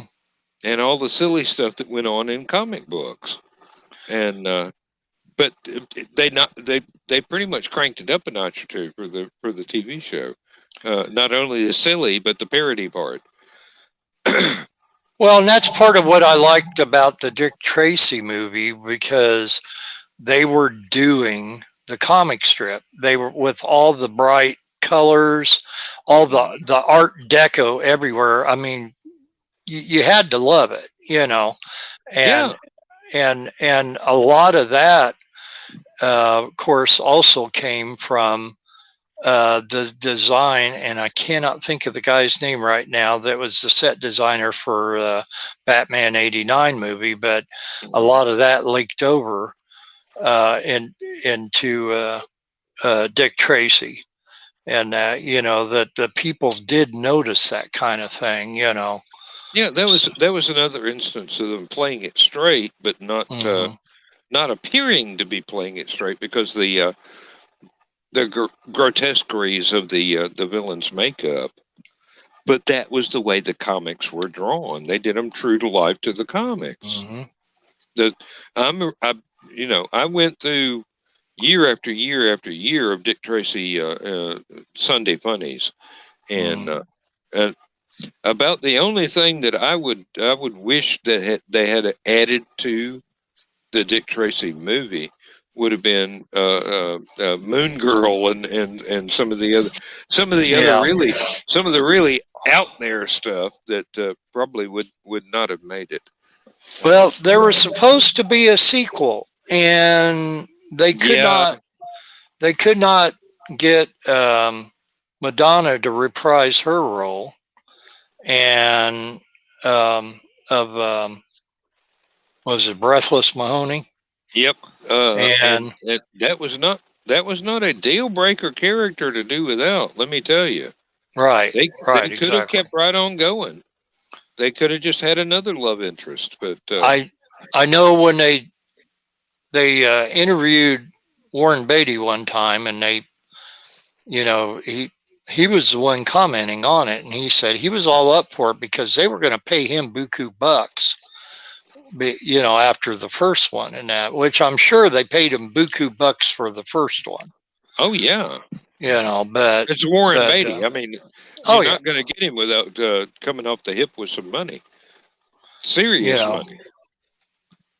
All he would have to say was Bonnie and Clyde, and then the people would just start throwing out the money at him, just by saying that one movie, Now but, I'm trying to figure out why the Phantom movie didn't get a sequel. I mean, it was not corny, it was not played for laughs, and it was fairly comic accurate as to the super suit and the background and everything. It was not one of those the hero is destined to win sort of things, because there was some actual tension there. You thought he could have gotten killed at any time, and one of his children we never knew he had would have had to have taken over for him. They really I liked the movie, and I do too. And I thought Billy Zane was wonderful in it, and but I think they could have done the finale, the big finale fighting scene, a little bit differently. That could have been a little bit more accurate, but I can't remember what. Yeah, maybe if it was on Stupid O'Clock one night or whatever, but I know I commented somewhere to somebody, and maybe it might have been when Ryan Permisson was interviewing me, and we got talking about, because I know Ryan is a big fan of Billy Zane, and he met him and talked about him, so that's probably where I mentioned this. But I've always wanted, and right now, Jeff Weigel, another name drop of one of my Facebook friends, he does artwork for the Phantom Sunday comic strips, and he is currently on a Phantom storyline where he's going back talking about all the different Phantoms, and it's one storyline that ties all the Phantoms together. And which I won't go into it any more than that, in case anybody wants to jump in there and start reading it. But that's not the kind of spoilers we want to give out. No, and Jeff doesn't put them on his Facebook page until that Sunday morning, so when he knows it's out for everybody to see anyway. But so I'm not seeing anything prior to everybody else, but I wish they would do a Phantom movie utilizing a lot of the older Phantoms. The one that he did in last week's strip was the Phantom from the mid 1700s, and and it shows all the different variations of the costumes in that over the centuries. Yeah, I really like that when it showed up in the Sunday Funnies. The actual, you got the feel that there was this continuity going on for generation after generation after generation. Back to the movie, I think they made the ending too easy. It should have been a little bit harder. It should have been a little bit more, is he going to live or not? And just at the last minute, then pop the miracle ending. But I don't know. I don't make movies, so I don't know exactly the right thing to say about that. Now, have you ever watch the futuristic Phantom 2020 cartoon. I did see some of that, and I actually read 4 or 5 issues of the comic book too, which I'm not against it. I think it's fine in its own way, because I also liked Batman Beyond. Yes. When Bruce Wayne passed the mantle. I thought it was in the same vein, actually. Yeah, it was. The artwork in the cartoon was a little bit too, I want to say abstract, but that's not the right word. That's not the word that I'm trying. It was not as realistic and 3D as what you got used to in the newspaper strips. And I understand that style, and for lots of people, it's a very, very popular style. But it was at the time that I first was exposed to it. It was the artwork was a little disjointed from what I wanted to see. Doesn't mean that it was bad. It just means that I had different expectations. So I had to overcome those. But the script was really good. The voice work was really good. There were a lot of good voice actors in there. I mean, that was like when the Defenders of the Earth cartoon first came on, and we're like, wow, the Phantom and Mandrake and all them all together, Flash Gordon, and then all of a sudden, that hurt so much. The scripts where is his good. twin 45s? He has no gun belt. He has, it's like, what is he doing? It was like, and it had his daughter in there, teenage daughter. I had no problem with that, because I used to read the female Phantom comics that they did a long time ago. Yeah. I can't remember the exact name of it. If it was just called I almost want to say Phantom Girl, but that's a different DC character. But might have been Phantom's daughter or whatnot. Yeah. But no, yeah, that cartoon. It had such promise, and the writers could not write their way out of a paper bag if it had been soaked with a fire hose. And I have not seen Kevin Smith's Masters of the Universe and that, so I cannot comment on it. I like Kevin Smith. I've seen some of the stills from the new show. The artwork looks really good. Yeah. It's a little different. It's not the 80s Masters, but it could have have been the 90s. Yeah, it could have been that one. But the objections I've heard is that the scripts are 2020 rather than something in period for that sort of thing. And there were a lot of people that are going, "Oh, you ruined it! You made it woke!" And I'm going, "Dude, it's a cartoon. Get over yourself." But I have not having television. I haven't seen any of it. I would. It hasn't showed up on any. I've got Netflix, and my wife has BritBox, and she's got a couple of other free things on the through the Roku app, and it may take a while for me to ever actually get to see some of these things. There's stuff that's out there right now that I'm going to have to wait for the DVD to come out before I ever get a chance to see it. Well, that's the same here, and then I watch it at my leisure. But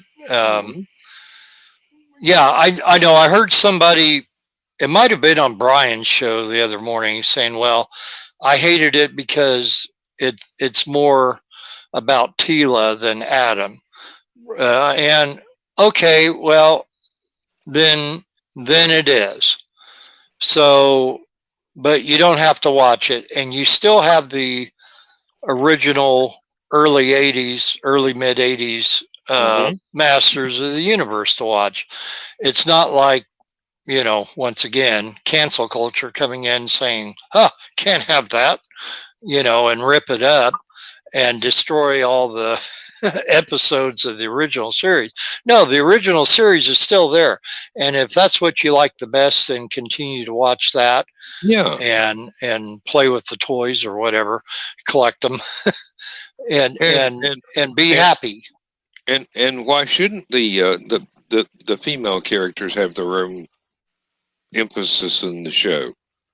Right. Or in a new show. I mean, good grief. It's about time. I mean, half the world's female.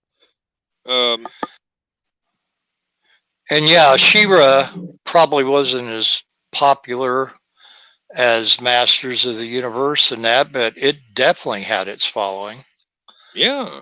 And that when it come out not long after Masters, and there are a lot of them then later on, and yeah, they should have their own, but I just, well, as long as they don't do away with the originals, I have no problem with it. When they say that they're going to take away Elmer Fudd's guns or Yosemite Sam's or whatever, and if they do away with all those old ones, then yes, I have a problem. If Warner Brothers wants to make all brand new Warner Brother cartoons that shows them without it, and other people like it, that's fine. I don't have to. Just don't touch the classic episodes. Yeah. Don't touch the classic episodes. I'll watch them. I'm not going to watch the new ones because I won't care. Whatever. Now they did a Warner Brothers Looney Tunes one not long ago that I did enjoy. I can't think of the name of it right now, but it was on the Cartoon Network, and and basically it was Bugs and Daffy living together, and it was almost like the Odd Couple type situation. But I was it's hoping not. You weren't going to say the one where they were all children. Oh no. that one just that was aimed at a much younger audience than I. So although I did like Muppet Babies, for whatever reason there was something, maybe because Barbara Billingsley voiced Grandma in it, who was June Cleaver, of course, everybody knew her as. Yeah. And that, but I did have a fondness for Muppet Babies, but yeah, the baby Looney Tunes, that was too sappy for me. Well, it was definitely aimed at a younger audience than. And it was saccharine laced. even the age we were when we saw the original, the classics, this would have been aimed at our younger brothers and sisters. While we were watching the classics, they would be watching the children's version. But that does have its place. It really does have its place. That could be a great introduction to some of the classics that don't offend the modern mindset, and some of the other stuff that has come on since then, which is such a good. I mean, kill the rabbit. I mean, seriously. I saw that in a movie theater when I was in college, and I'm going, "Oh, this is so cool." Well, Disney had their Fantasia, so Warner Brothers needed something, Yep. And it almost seemed like they were poking fun at Fantasia when they did that, but that can't be proved, I don't think. But speaking of poking fun at Fantasia, Mm-hmm. have you ever seen Allegro non troppo? I have not. You need to look that up. It was in the 70s. Somebody came out with it. Let's do Fantasia with different music and different animation. And we've got this narrator character that's trying to do this, trying to propose this same sort of movie. And Disney's trying to shut him down because they don't want somebody to do a second Fantasia. But it came out to be a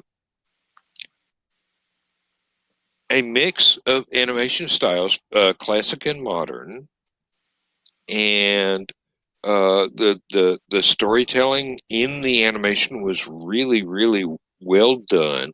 It was worthy of being a sequel to Fantasia, but as it turns out, it was a parody of Fantasia. And oh, look, I can't count how many times I bought a ticket to go see that because it was just. I mean, we're talking the only Star Wars movie had ever come out just around the same time. Rocky Horror Picture Show was just beginning to be a permanent midnight movie in several theaters. Shock Treatment had yet to be made. Other alternatives were Eraserhead and things like that for horror fans. Oh, Lord. It was a glorious time to be a late teenager, let me tell you. The first time I ever saw the Rocky Horror Picture Show, of course, it came out in 75. We went in 76. I was 14, 15 years old, and we went to Champaign.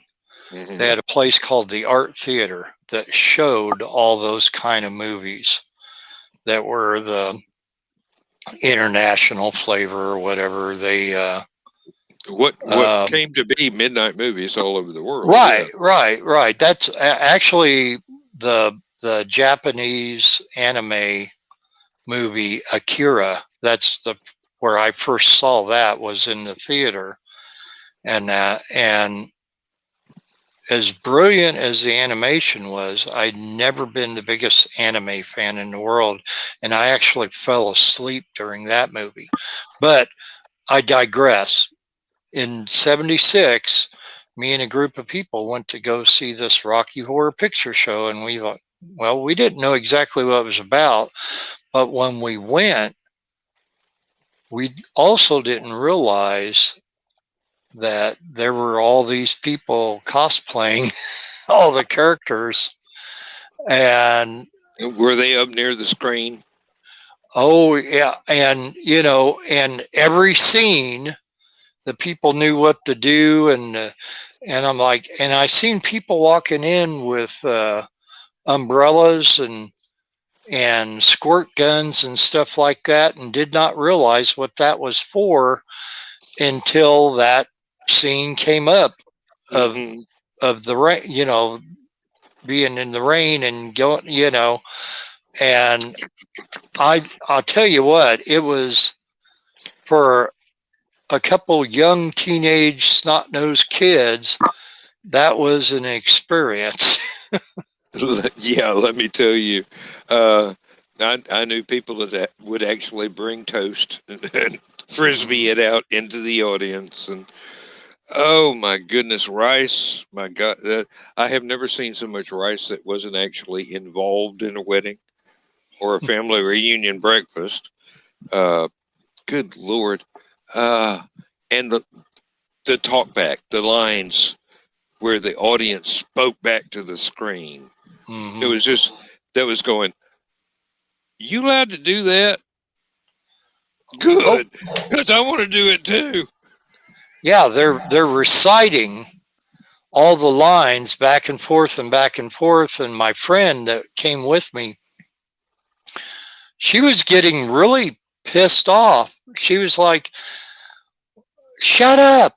I can't hear the movie, and not realizing that this was like a big event. Neither one of us realized it. It's like theater, interactive theater. Mm-hmm.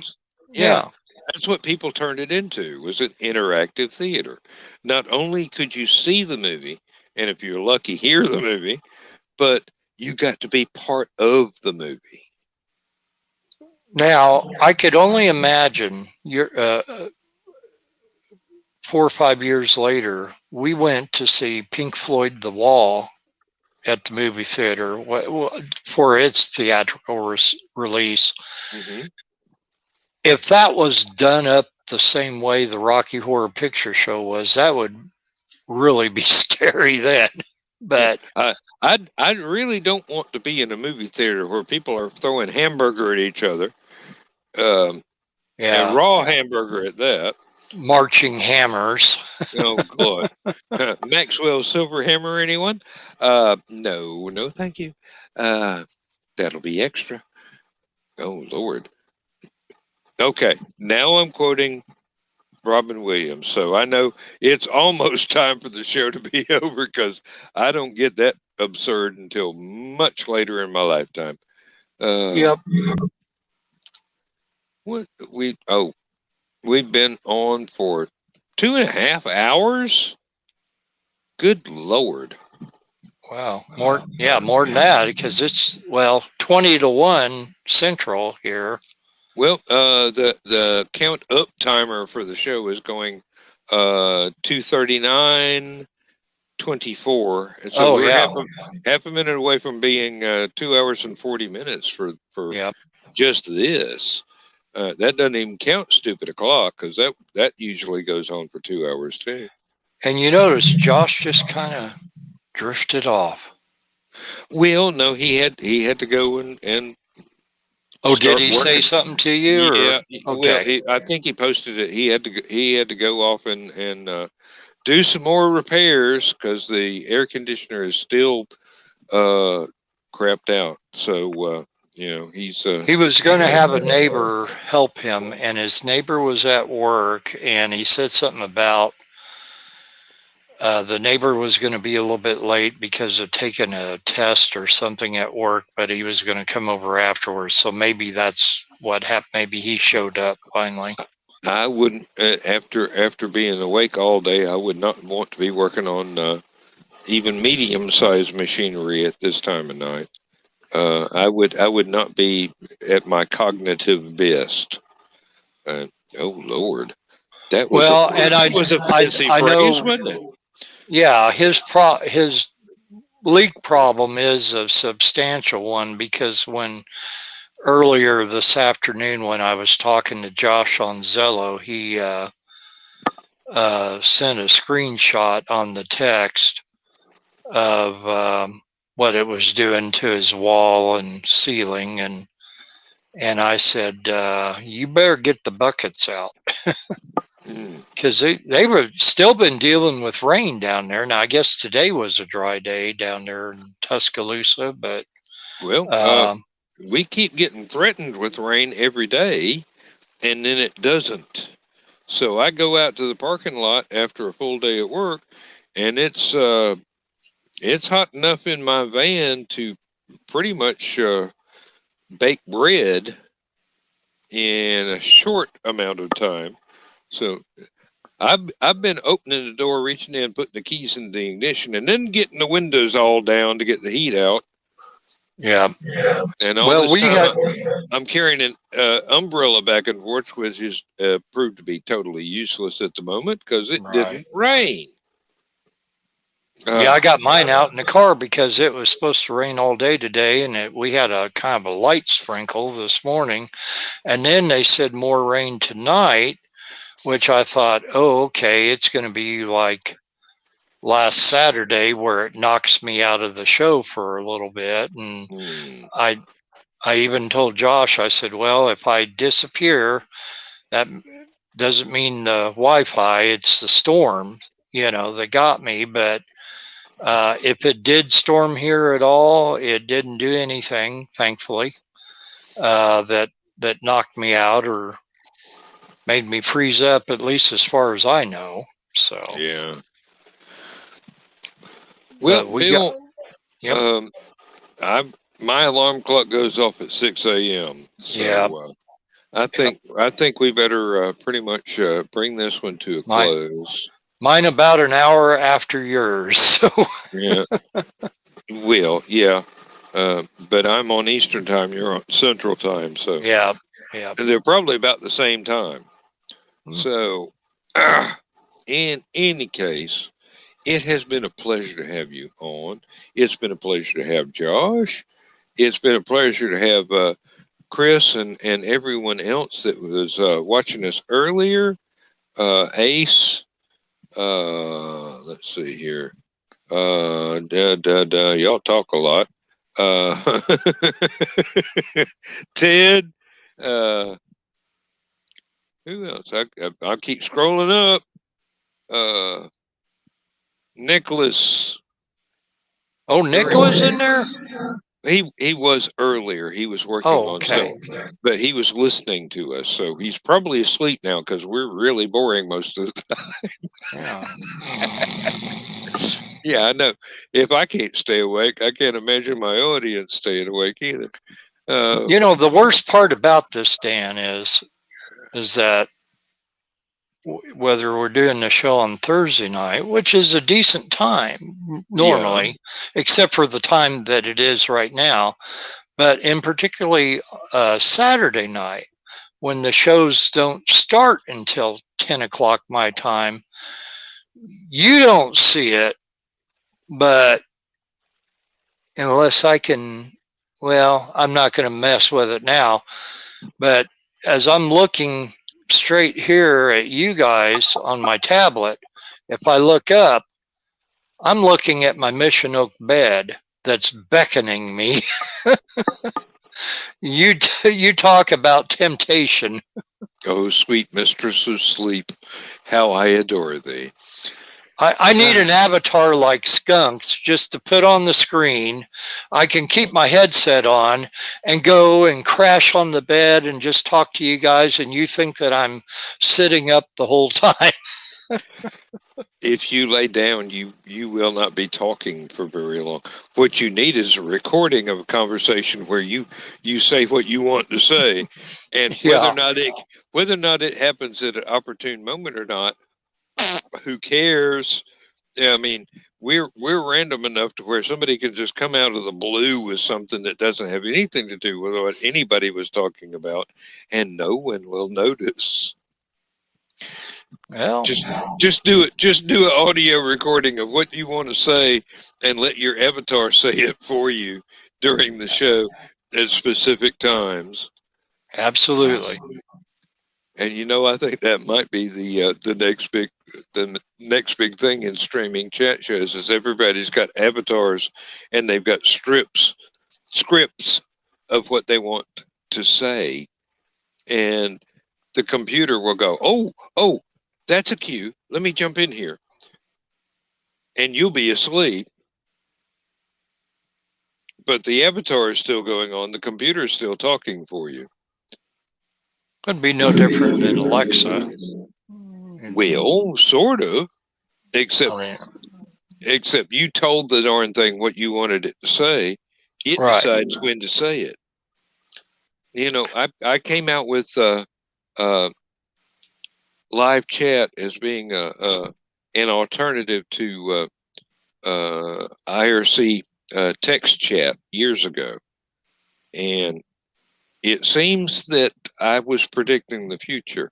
Now, if I could bet $1 on this and get 500 back for saying, automatic scripting is going to be the thing where the computer talks for you while you take a nap. And wouldn't that be useful for somebody that nods off in the middle of a show the way I do? Just switch to the avatar when I feel my eyelids close, and oh heavens. Anyway, it's 10 minutes till 2 a.m. my time. Let's just go ahead and call it a night, shall we? It's been a pleasure, and thank you very much not only for your time, but for your conversation. Mm-hmm. Well, thank you for having me, as always. And now, if Joe Dog's out there somewhere, or if he's listening on the rerun, on the saying, rerun, what did the heck those guys talk to for all that time last night? Joe, thank you for having me on Stupid O'Clock as well. And we will hopefully see you later this evening in the green room. And then again, after I get back from the auction with Laura and her dad. So, and then Saturday night again for Stupid O'Clock and Last Man Standing. Yeah. God, it's late Sunday morning. Yeah. Thursdays through Saturdays are getting very busy for me lately. Yep. And, but very enjoyable though. Yep. Well, I'm having to count in Wednesdays as well because Ted's new show, Truth Mongers, it's really entertaining, but I wish they would debunk the conspiracies as much as they explain what the conspiracies are. Mm-hmm. I think that's the only element that they're missing in that. But then again, making people aware that these things are out there lets folks have a chance to research things on their own and make up their own mind. So, well, one could make a suggestion to them to do that, or one can start their own show of debunking the conspiracies too. So I wouldn't want to step on their toes, and no, they're only a few episodes in, and I want to see them evolve. Mm-hmm. Now, what their fans ask them for is basically what's going to get more viewers, and that's the way their show is going to go. And more power to them, because that's the way it should be. I mean, good grief, if my fans actually ask us to talk about something serious, I'd go watch somebody else, because that ain't going to happen. But that's the reason for this show is pretty much I'm awake, you're going to have to listen to me, and my friends are awake and you're going to have to listen to them, and believe me, they're more interesting than I am. That's why I cultivate friends like that. So there you go. Yep. All right. You have a good night. I'm going to play some end credits here, and I got something to do before the end credits, but then it's just like going from one to the other. So thank you very much. I've enjoyed this. I really have. And every moment I get to spend talking with you is a treasure. Well, thank you. I appreciate you allowing me being on the show and giving me the chance to do a little bit of talking. Oh, well, it's my pleasure. Believe me, it's my honor, actually. You do some great stuff. So I'm glad that people find out a little bit more and go look up your stuff. So on that note, let me play an advert again for the Rising Tide. One of these days I'll actually do the voiceover for this, but right now it's just me, and it's the schedule and some music that I put together. And after that I'll do the outro, and we'll call it a night. But good night, Bill. Vaya con Dios, amigos. See you soon.